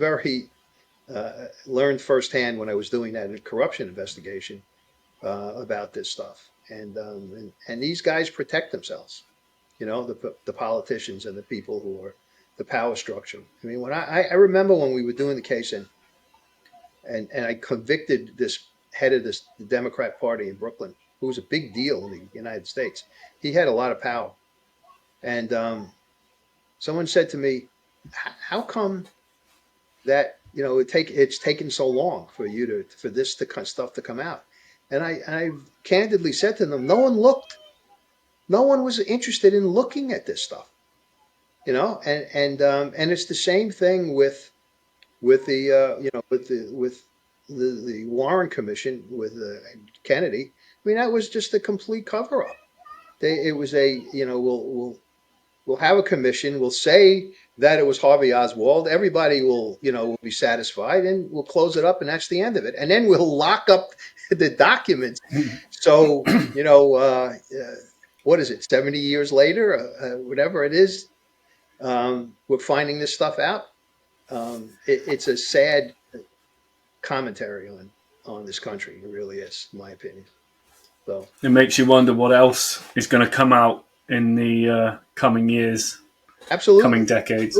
And alongside this is, I know it's not the same in terms of the victim, but if anybody thinks that Jeffrey Epstein committed suicide in that prison cell, I've got a bridge down the block that I'm willing to sell him right now. Come on. I mean, it's the coincidence that the two guards fell asleep, and they moved the guy out so that he could his prison mate, his cellmate. It was just a joke. I mean, God knows what's on his lists and who's on the list of people that he brought to that island down in the Caribbean. And just another cover up, in my opinion. So, but the Kennedy thing, we all deserve to know the truth. We really do. And it was again a time in my life that I will never forget. Never forget. Do you have a theory over what happened to, or who was behind Jeffrey Epstein's Yeah, demise? I do. Someone on that, or more than one person on that list that, or those lists that he was about to start to talk talk about. Epstein, in my opinion, was not going to go to jail for the rest of his life. Was not going to go to or be set in a prison or spend the rest or a good portion of the rest of his life in a prison cell. He was going to talk, um, and he had the incentive to talk because of what I just said, and he just and I think that I think that if to cement it to me is the fact that Ghislaine Maxwell never told about it. She could have saved herself, but she didn't. She had names, she had stories, and it leads me to believe that that Epstein's murder, and I really believe it was a murder, sent a message. It was done to send a message to her: keep your mouth shut. Um, so maybe I'm cynical, but I was involved in doing this stuff for too long to not feel this way. So No, I get you. And obviously they had Bill Clinton and Prince Andrew, two powerful yeah, people with yeah, powerful yeah. organisations behind And, them. and, and You who know, else? Who else? There'd be other people on those lists. Maybe powerful business people or that kind of thing who have money, who have the kind of money that they can they could spend and gave to Epstein. But the idea that the government can hide this stuff is really, as I said before, sad commentary on mm, politics, the political class in this country, and not only in this country but in other countries, in yours as well. So yeah, of course, yeah. Yeah, thank you for that. Just going on to some of the characters, you mentioned them briefly on this kind of YouTube Mobtube that are related or in or were in organised crime. So since we last spoke, there's been quite a lot of activity. Joey Merlino, have you ever heard of Joey Merlino? I have not. He was alleged the boss of crime boss of Philadelphia. He spent many years in prison, but he's also beat a lot of cases. He's moved to Boca Raton in Florida, but he's come back to Hmm. Philly to open a cheesesteak shop, right? And it's gone. It's gone off the charts from all the pictures I've seen from people taking video footage, and it's still now. What are we? A couple of weeks since it opened, still now people are queuing up around the corner to get one of these cheesesteaks. If you were in Philly, would you go and get one of those cheesesteaks? Well, I do know that they like to eat. They like to eat well, and so I guess the answer is yeah. I would. I would. I would. I would. I would. I'd like to. I don't think that a guy like him um, would want to sell crap to people. I think that they take pride in certain things in their lives, and as I said before, I do know that they like to eat well. So the answer is yes. I would. I would go. Would go. Be interesting to. I don't know that name, and I have to be honest with you. I have not had a lot of contact in my when I was working with people who were mobsters from out of state. We to me and to the people I worked with, the world of the mafia was centered in New York City and a lot of it in Brooklyn. Um, so I don't know that name. I know the name of the guy from Buffalo, Russell Buffalino. I think it's Buffalo, either that or it was in New England. But I know the Patriarca family in Rhode Island. I know those names, but this name is not someone who's familiar with me. And maybe some of your people will say, well, what kind of guy is this? He doesn't know that name. He was in rackets, but I had enough to worry about with the families that we had in New York to not necessarily get involved with the people out of state. So, um, No. but Okay. and I did know from as I wrote in Homicide is My Business that the family in Jersey, who's I drew it a blank, the DeCavalcanti family in New Jersey, which was the model for The Sopranos. I'm familiar with them because of what Luigi told me about the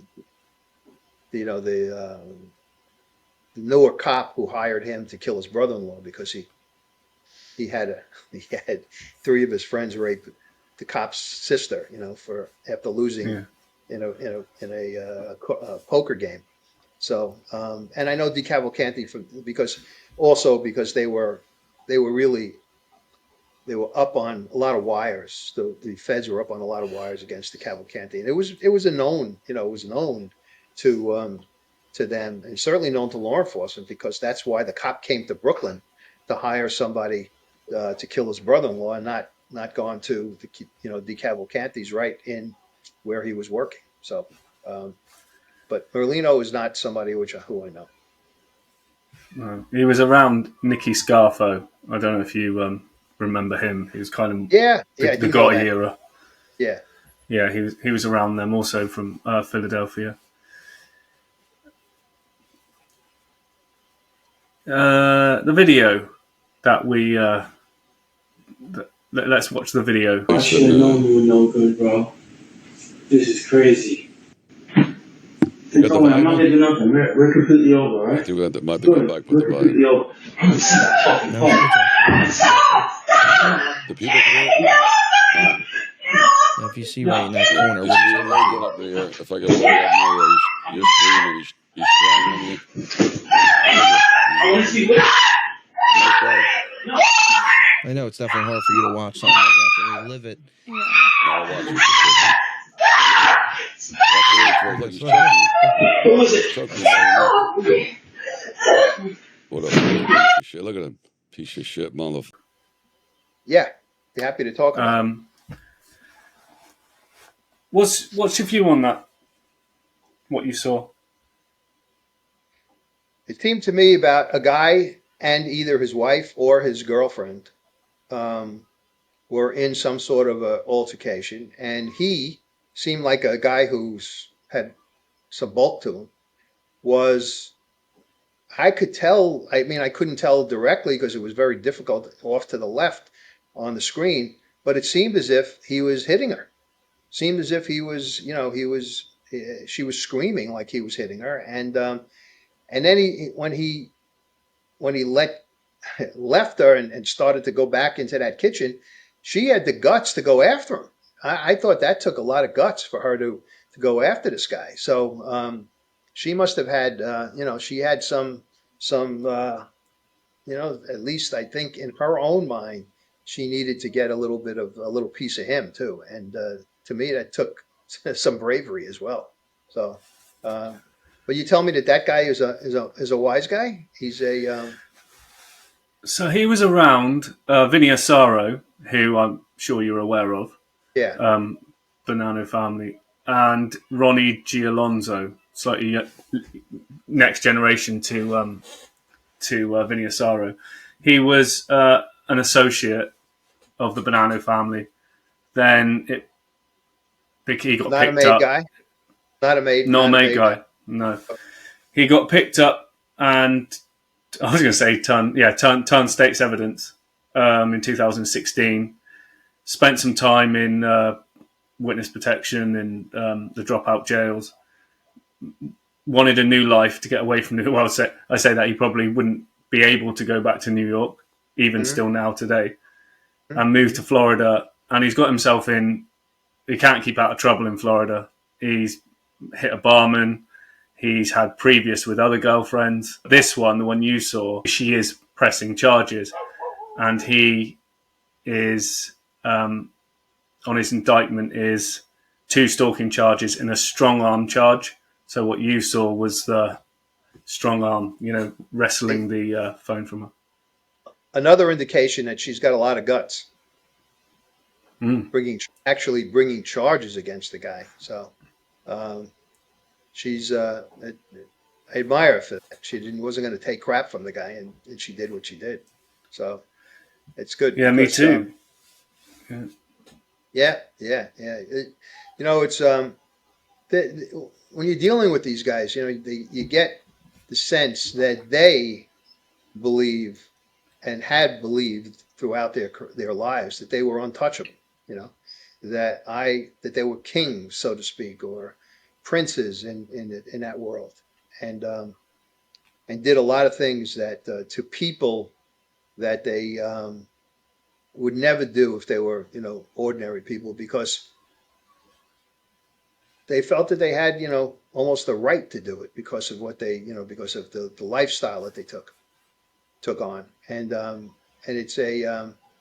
it's really, I don't want to say sad. It just makes me angry that somebody could, Mhm. who was a criminal, then became an informant, now is back to being a criminal again.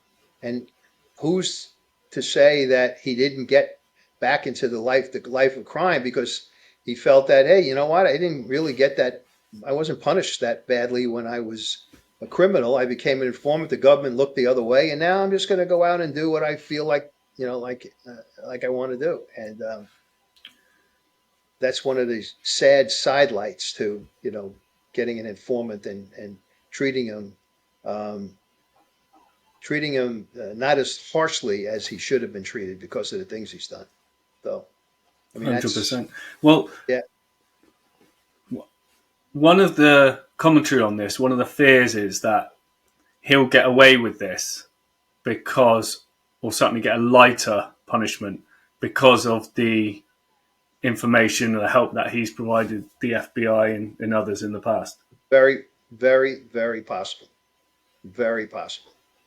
And you know what? You or I or the public may not know, and probably won't know, if he does get a lighter treatment, let's say.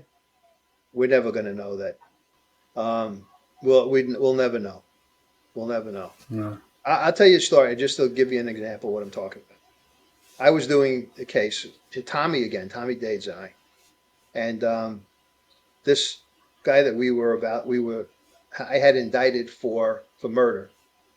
Um, I got information from Tommy, who got it from an informant, that this bad guy that we had indicted, had killed his own father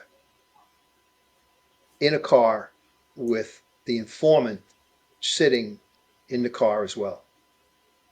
And there was an eyewitness testimony to this particular incident, and the case I had against them was okay. It wasn't the greatest case. I had a lot of informants to testify, but it was okay.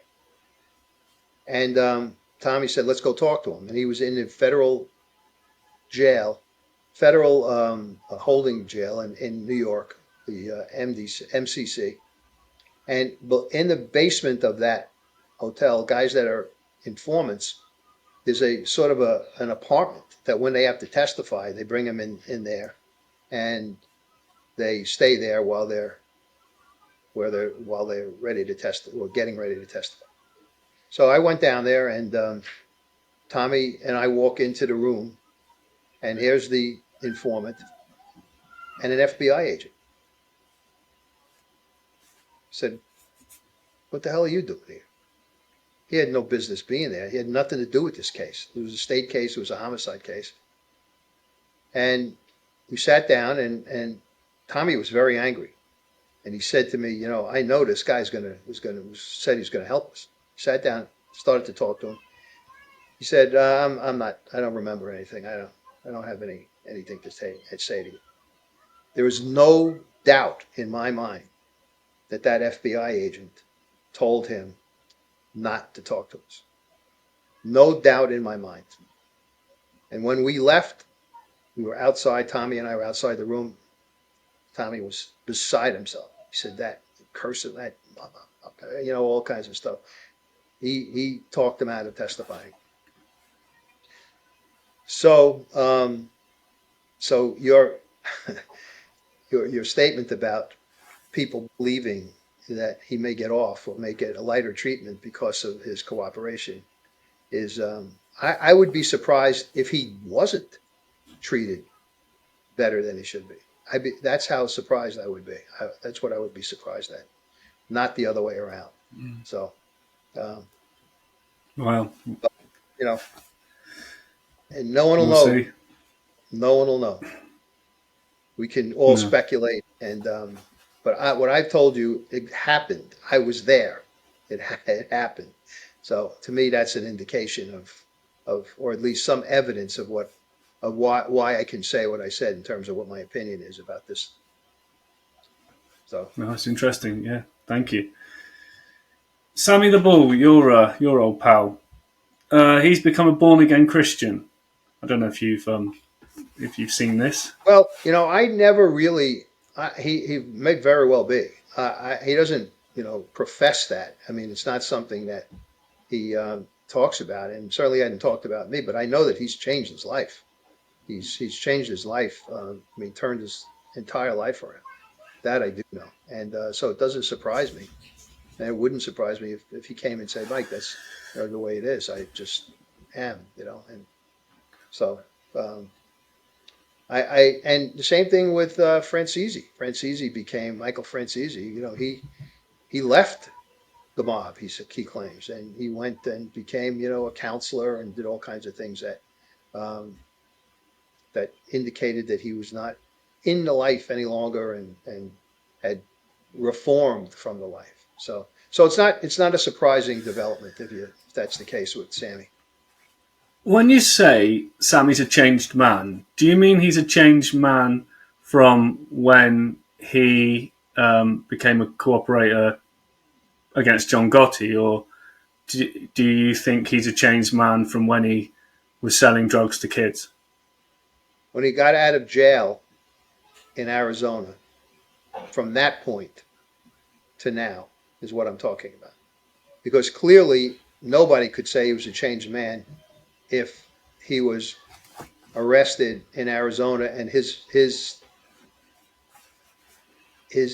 arrest in Arizona may very well have been more to protect others than him being intimately involved in selling the drugs.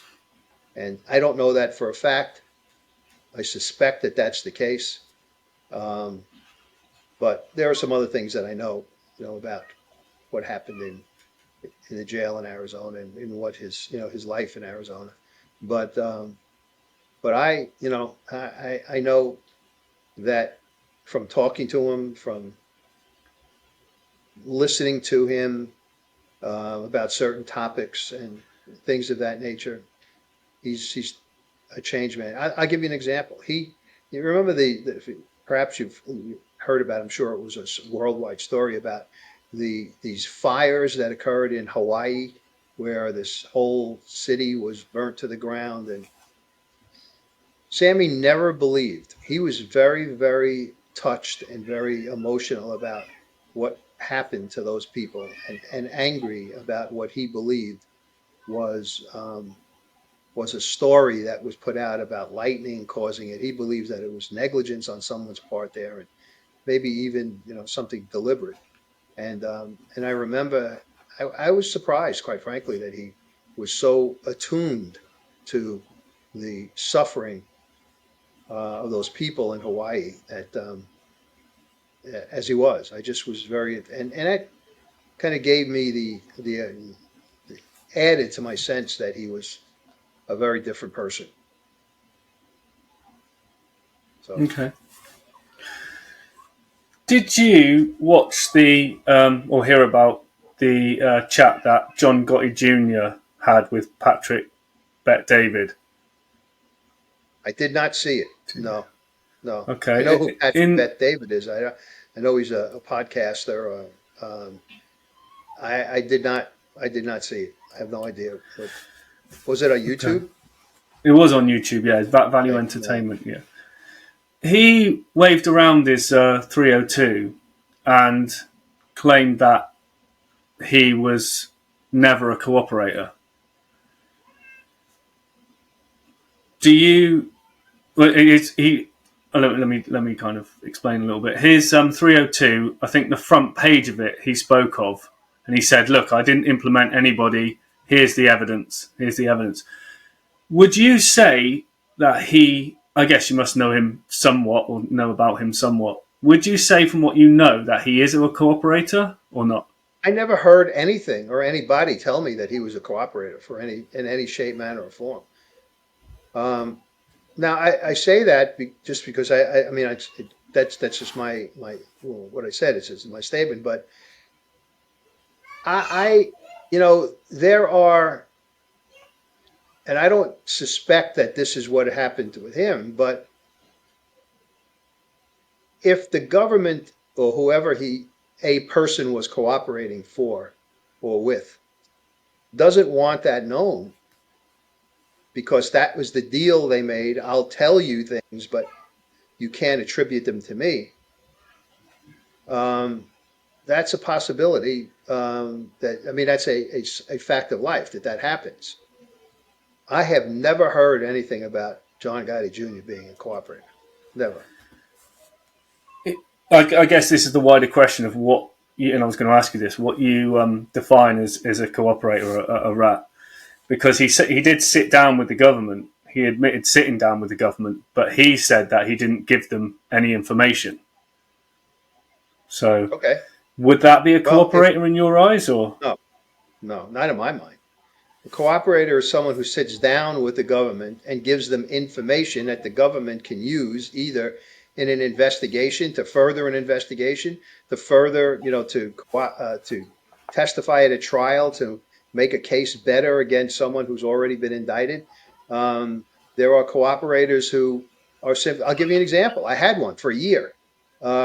Greg Scarpa Jr., Gregory Scarpa, was with me for 1 year. I took him out of prison in Colorado. He was in my office and he was helping us when we were putting together a case against their former and retired FBI agent. He was there to when we came up with leads, or we came up with uh, tangents in a case, or we came up with with strings of information. He was there to help us out. Say, oh yeah, this is what happened. This is how that happened, or this is the person who was involved. That kind of thing. I had, if the case had gone further and went into court, my intention was not to call him to the stand, and the decision that prosecutors make like that have to do with perhaps he brings too much baggage to the stand, and his cooperation, I mean, his testimony would be looked upon by a jury as something which they won't believe because this guy is someone who shouldn't be believed or couldn't be believed because of his background. But that doesn't mean he's not a valuable tool in the sense that law enforcement can use him to solve a case or move a case along. So if somebody sits down and provides nothing, just sits down and you talk to them or her and you get nothing, well, that is not a cooperator as far as I'm concerned.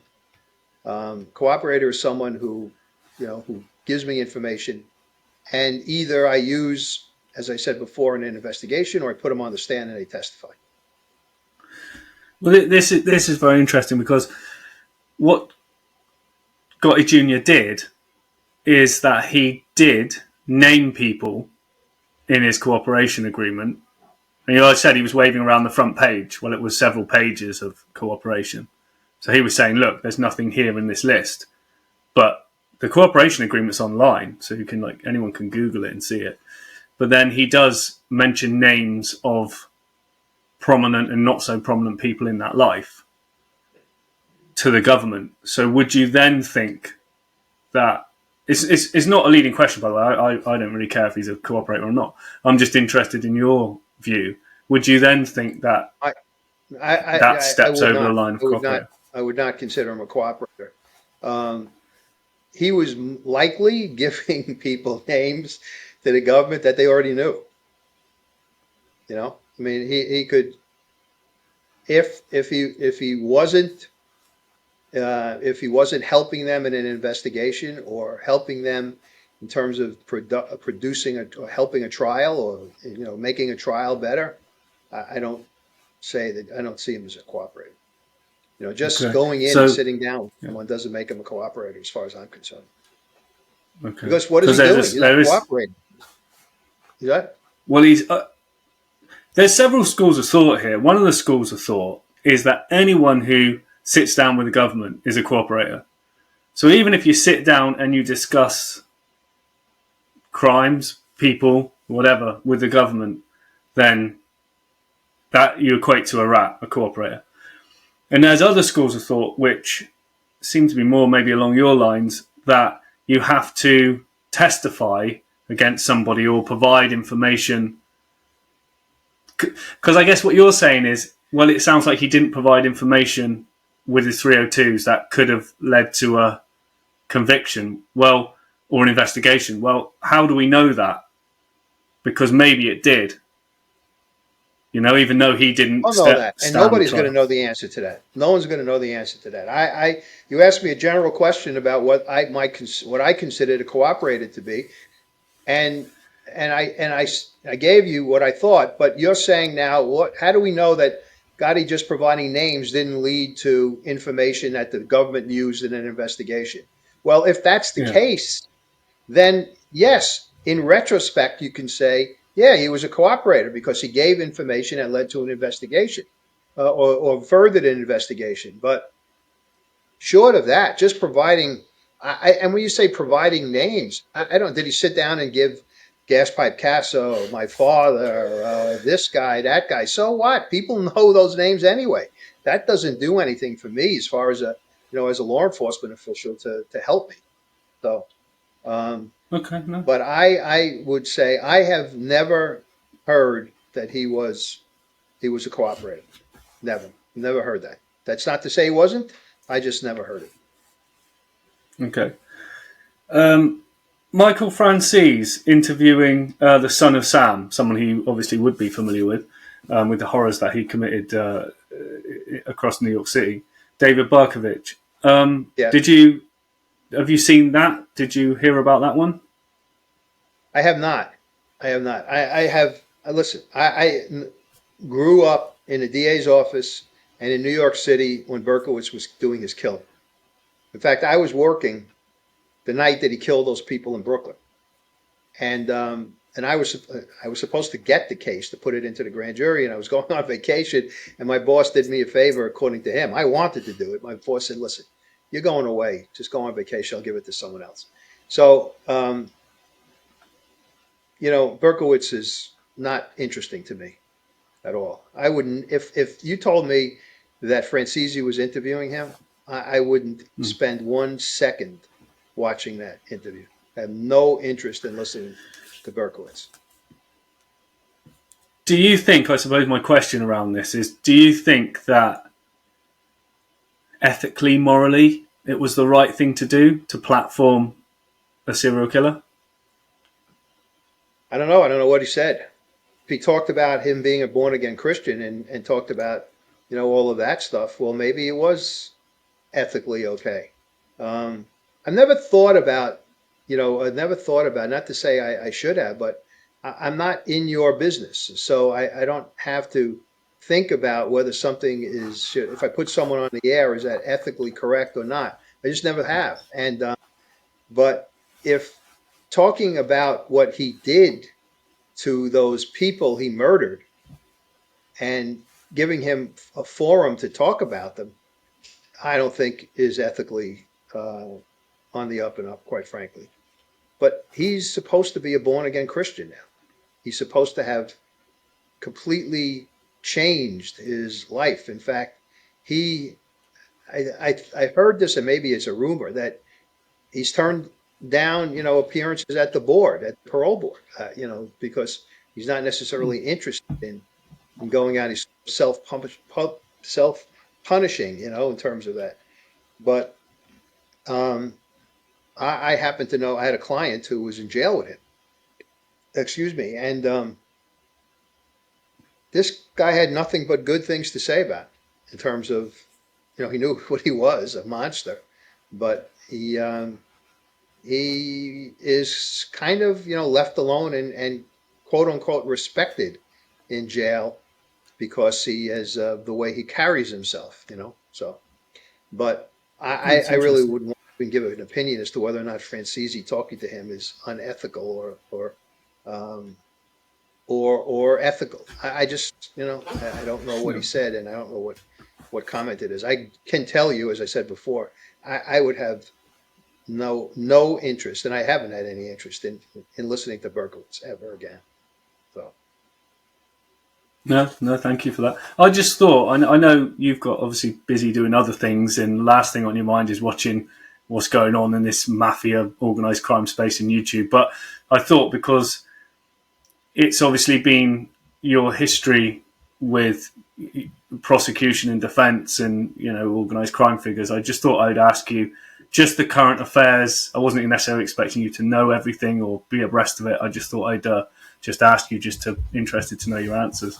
oh, I have no problem you asking me. I think that we're never going to find from YouTube videos the present day mafia. You're never going to find out anything from that. First of all, the people that are on and conducting these things who have quote unquote mafia connections are guys who have been around forever, and the last thing they want to do is to give the impression that they know what's going on now, because I think that they would be worried about maybe violating some kind of parole or maybe some kind of violating some kind of a deal with the government if they were hanging around or giving information or allowing people who are present day mafia figures to get on and to talk about it. So I don't find, I just don't find it to be terribly, I use the word interesting any longer, because it's just repetitious. A lot of this stuff is repetitious. One guy does so and so as an interview, and then another guy who has a podcast does the same guy, or maybe someone who maybe is has the opposite viewpoint of a particular thing. It's just, for me, it's played out at this point.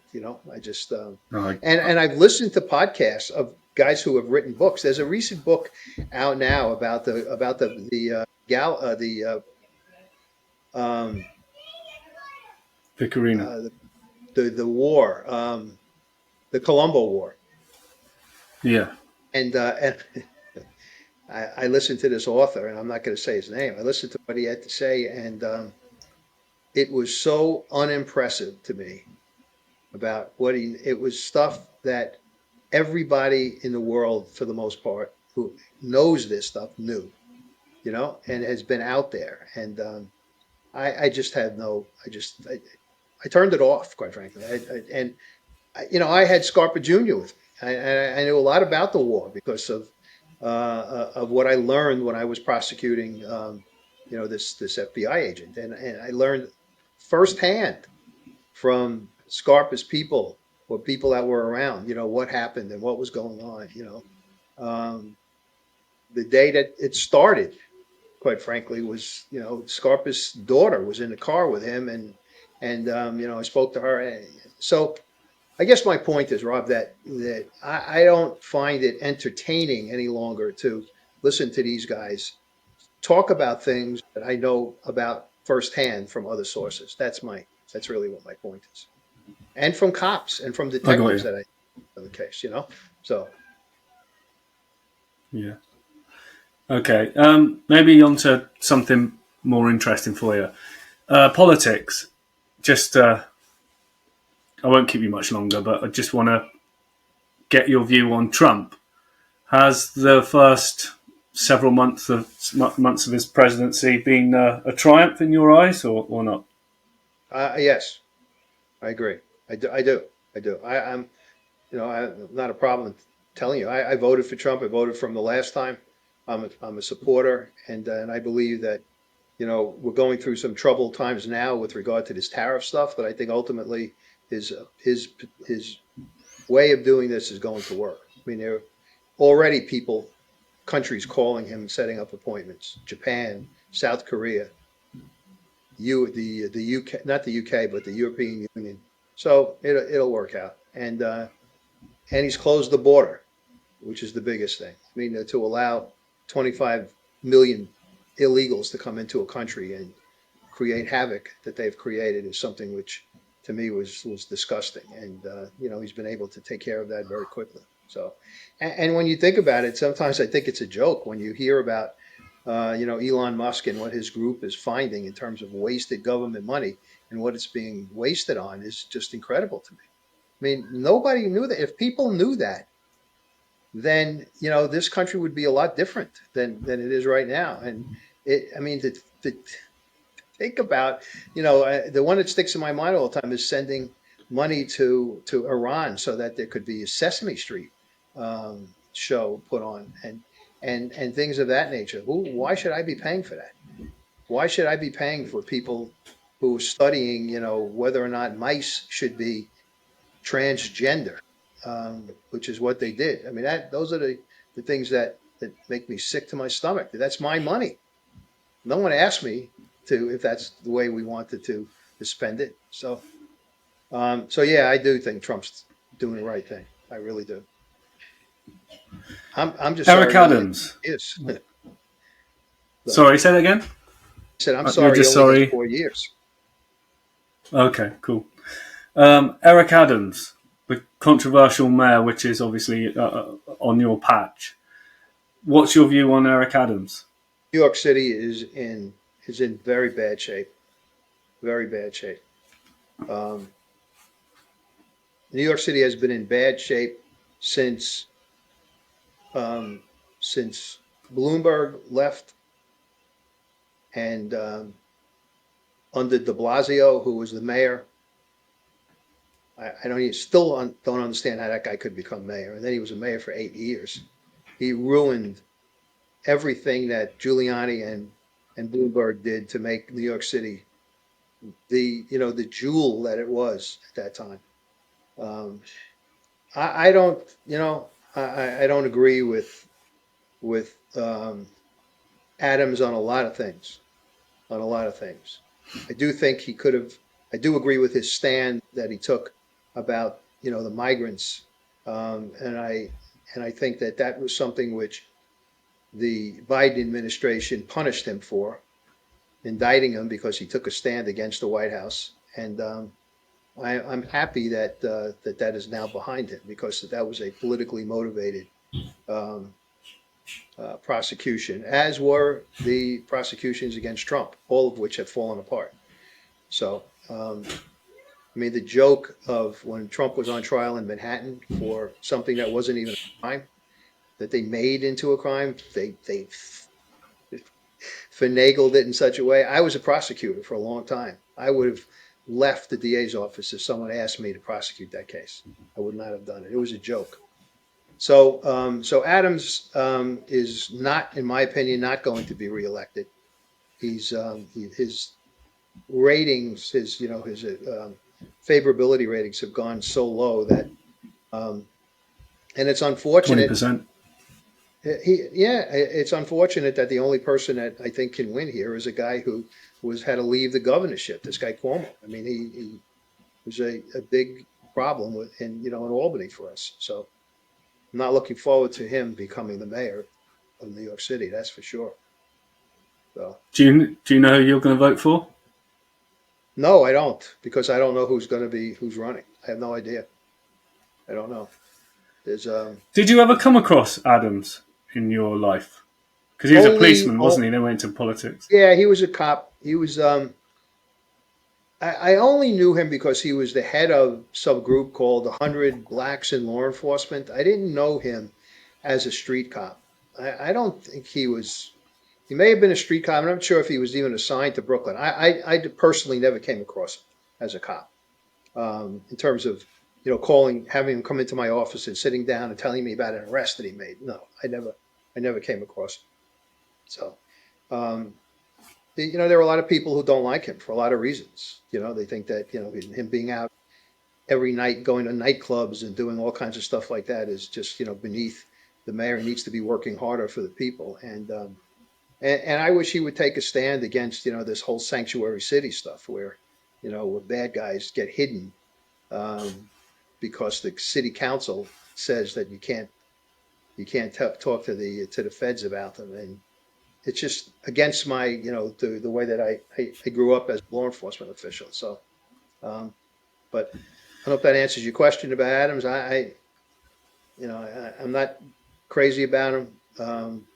probably wouldn't vote for him. I didn't vote for him this time. I wouldn't vote for him, I don't think. But who knows? I may have to sit out this election if the people that are running are saying they're going to run. So we'll see. He was an opponent. He was an opponent of the New York City Police Department's stop and frisk policy. Something that's big actually over here is the stop and frisk. Are you an opponent of the stop and frisk, or do you think it's I was not.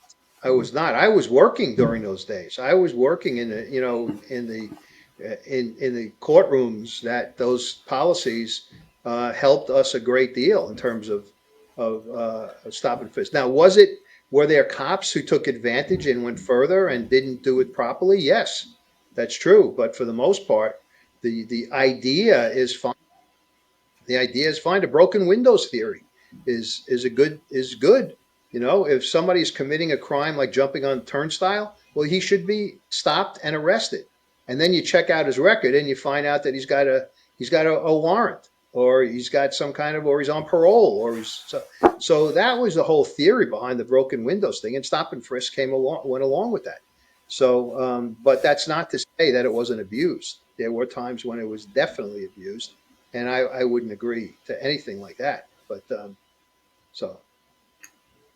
but I could see it firsthand, and I work. Interesting.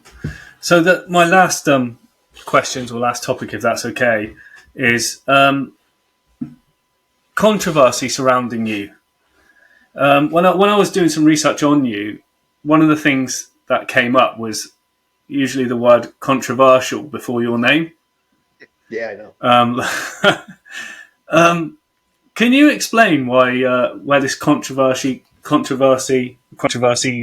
came from, and give your take on them? Yeah, one particular case. I'll never forget the case. A rabbi who owned a building in Brooklyn was collecting rents one Sunday morning, and he was with the superintendent of the building, the apartment building, and he was held up. He was shot and killed, and the superintendent was also shot but not killed. And the guy that got away,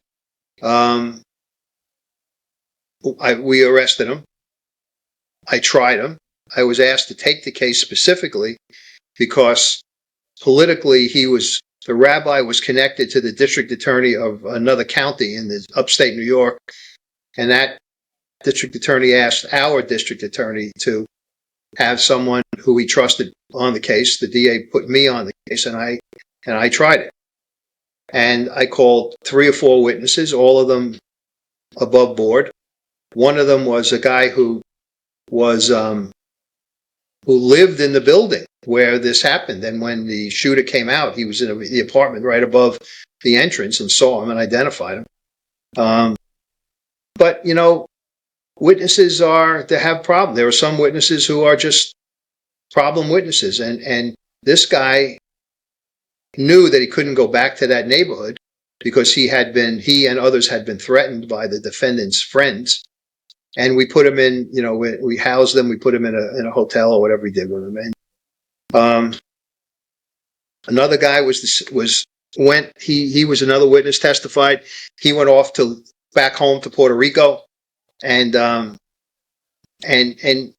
guy that lived in that building, I believe, was approached by people connected to the defendant after I had convicted him.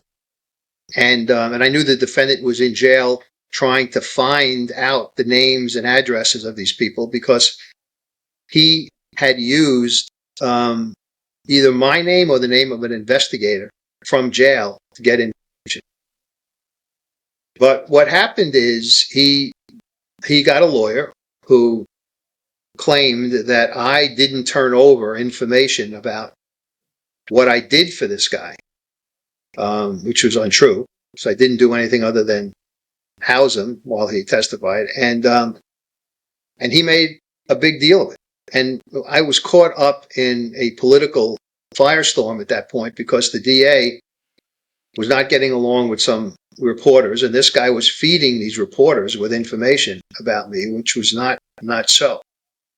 And there was one situation where, and this guy, the defendant, brought a case in federal court. By the way, he brought the case to set aside the verdict in state court first and lost. He brought it again in state court and lost. Then he brought it in federal court. And in federal court, at that point, we had to respond, and I wasn't involved in representing myself. Somebody else did it. And there was one of the witnesses had come forward and said that I promised to get him out of jail. He was in jail, and I hadn't. And also that I hadn't turned over that particular piece of information that he had asked for that, and that was something which I should have, that they said I should have turned over. And if I had known about it, of course I would have. What turns out to be the case is that we interviewed this detective who wrote a report indicating that the witness claimed that this is what happened, but then recanted it, said it didn't happen. That report was something which and I turned over all the reports that I had, but I didn't even know that this had taken place because I had a colleague with me working on the case, and I had no idea that the witness said, it didn't happen what I told him to, and then changed his mind and went back to his original story. Okay? That prosecutor should have told me about the interview. And the prosecutor should have told me that he had originally changed his mind and then went back to his original story. I would have turned it over because I was supposed to, and I would have. I had no problem with the case.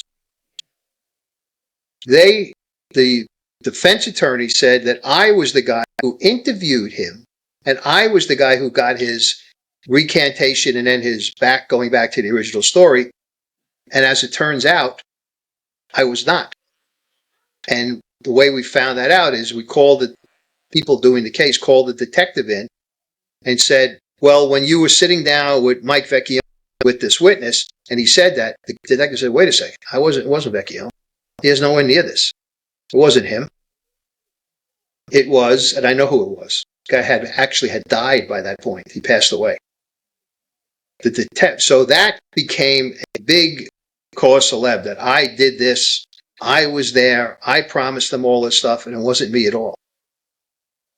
And as it turns out, because that should have been turned over to the defense, my DA agreed to dismiss the case and set aside the verdict and let the guy got out of jail. Okay? He was never exonerated. We just agreed, the DA agreed in federal court to just not fight the case any longer, and that was it, and she dismissed it. That became, and I sat for, he sued the city. I sat for, I guess, 2 full days of deposition. And this guy would ask me questions about things that I had no clue about. And I said, I don't know. I don't know the answer to that, or I don't remember. But I gave him a lot of answers of things that I did remember, and everything I knew, I told him. The next day, he had a story put into the newspaper that I said, I don't remember, 400 times or something during the course of the depositions. So that again blew up. And so everything really looked horrible. I was humiliated. I had to explain to my kids what was going on. They said I was a dirty prosecutor and that kind of stuff. And that's the story. It was something that a rabid defense attorney got hold of and made it into something, got a reporter who was interested in writing this stuff and would write it as the guy told them it was. And that's it. That's the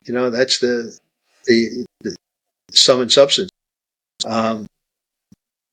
How I became controversial because of that, I have no idea, but that's what they called me. And, and I had all these huge cases.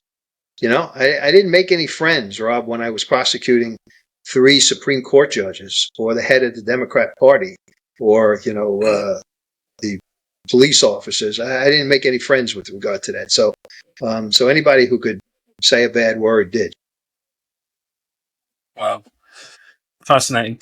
So did you think at the time, because I imagine for you it must have been a hell of a troubling time, did you think your career may have been over at that point? Obviously it wasn't, but did you think at the time it could be? No. I never thought. That's how much confidence I had in myself. I knew the truth. My boss knew the truth. And I never in a million years thought my career was over. No. So just before we finish, yeah, there was another something else which was quite interesting, which was clearly political. Was in 2013 you kicked off 2 veteran assistant district attorneys from the bureau on a case, and then can you explain it? Because you probably explained it much better than I will. It was about some Orthodox Jewish community in a sexual assault. Yeah. It was a case that we in the office had, and I had given the case to 2 assistant DAs to try because I was involved in other things, and they interviewed a particular witness who they say they didn't believe. There were other witnesses who were involved in the case who took the side that we used in order to get the case, to get the indictment or whatever it was. I don't remember. I think it was an indictment. They chose to believe this one guy, and they said that they, in essence, my opinion, they thought they would not go to. They didn't want to go to trial with a case that they didn't think was a slap damn winner. They didn't want to do that. I went to a woman in the office who was an appellate attorney who I respected a great deal. And I said, look, I laid out all of the evidence we had. If I don't have this guy in the case, or if I do have him and his contradictions are a part of the case, which they would be, do we have a legally sufficient case to go to trial? She said, absolutely.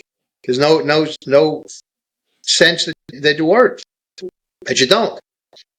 So what happened was I kicked these 2 guys off the case because the DA told me to take them off the case. But of course, I'm the guy who had to physically speak to them and say, you're not on the case any longer.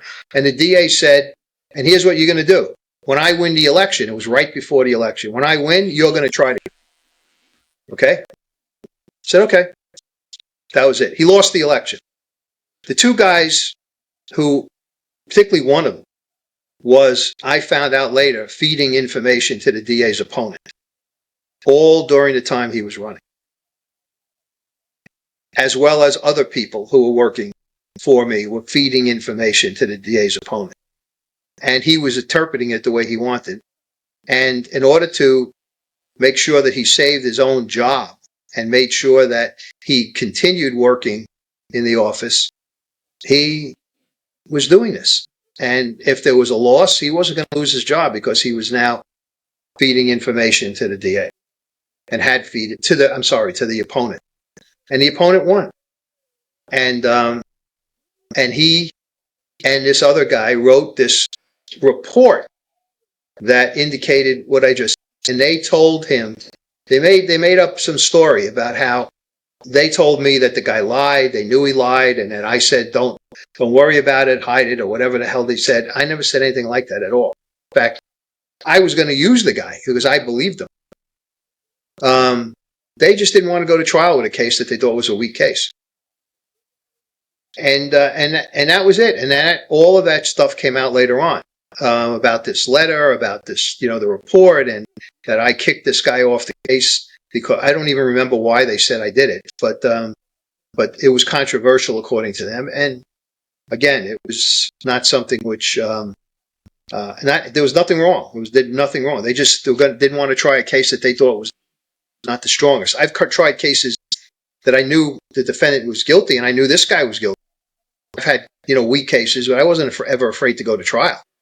These guys were afraid to go to trial, and they and the reason they were afraid to go to trial because they knew that the guy who was going to become the DA didn't want this defendant to go didn't want this defendant to go to trial. Didn't want us to take him to trial.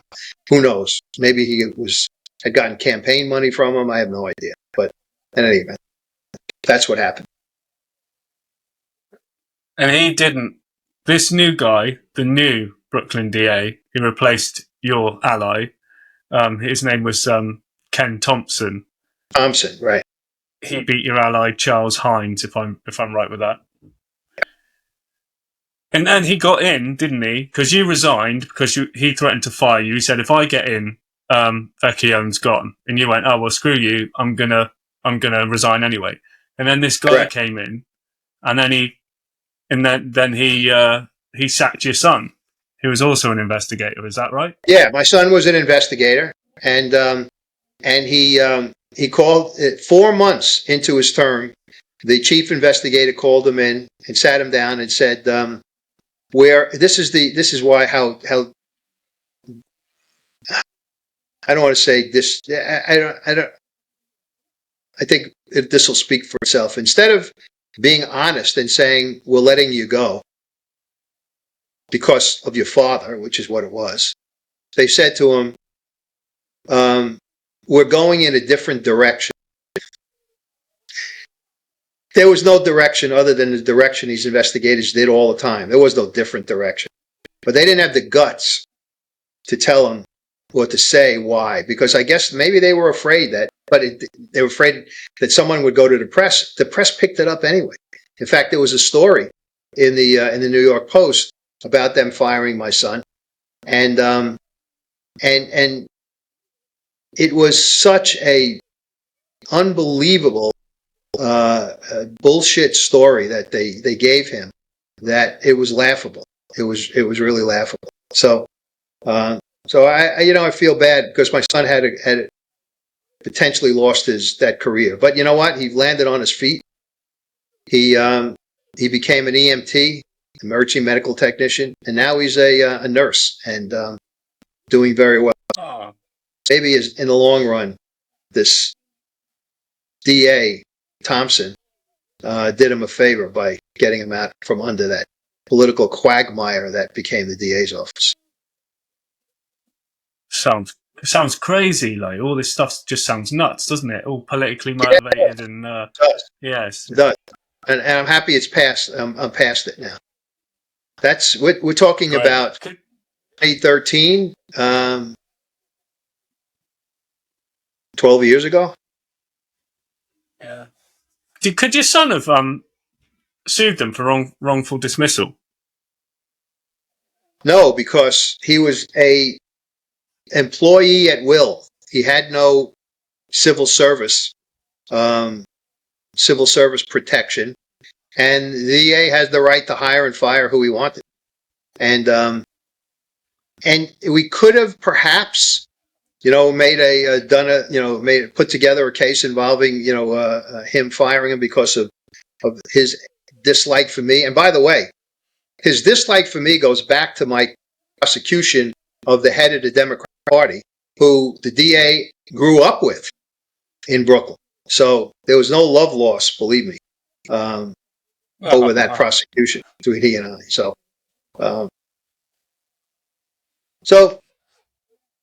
that's the sad story. I wish it didn't all happen, but it did. And you know what? I'm past it. My son Andrew is past it, and I'm very happy about his life now. In fact, he's about to have his second little baby soon. So we're very happy. Yeah. So more babysitting duties for Granddad. Say it again. More babysitting duties for Granddad. Yeah. Yes. Exactly. Looking forward to it. Is there anything else? Yeah, I bet. Is there anything else before we close off? Is there anything else you'd like to discuss? No. Mention? Rob, I would at some point, if you're up for it, when I'm finished with the book Hard Guys Cry, I wouldn't mind coming on if you would have me, and I could talk about it, and I could even bring Jimmy. The subject matter of the cop who became the prison minister. I think you'd be interested in hearing his story and his adventures, and it's right up your alley. I think you would like that. So, if I would love that. Yeah. Yeah, I'd love that, Michael. That'd be great to do a Good, part 4 good. with Michael. Really appreciate your time. Do you mind staying on for 5 minutes just after we close, just for a quick chat? Is that okay? No. You're freezing. Your frame or your picture is freezing, but I can hear you. Okay, right. Okay, hopefully it'll come out in the recording. Okay, right. Yeah. Well, I'll close this off now. Thanks everyone for watching. Thank you, Michael. It's a pleasure to talk to you as always, and I'll catch up with you again soon. All the best. Thank you. Thank you for having me, Rob.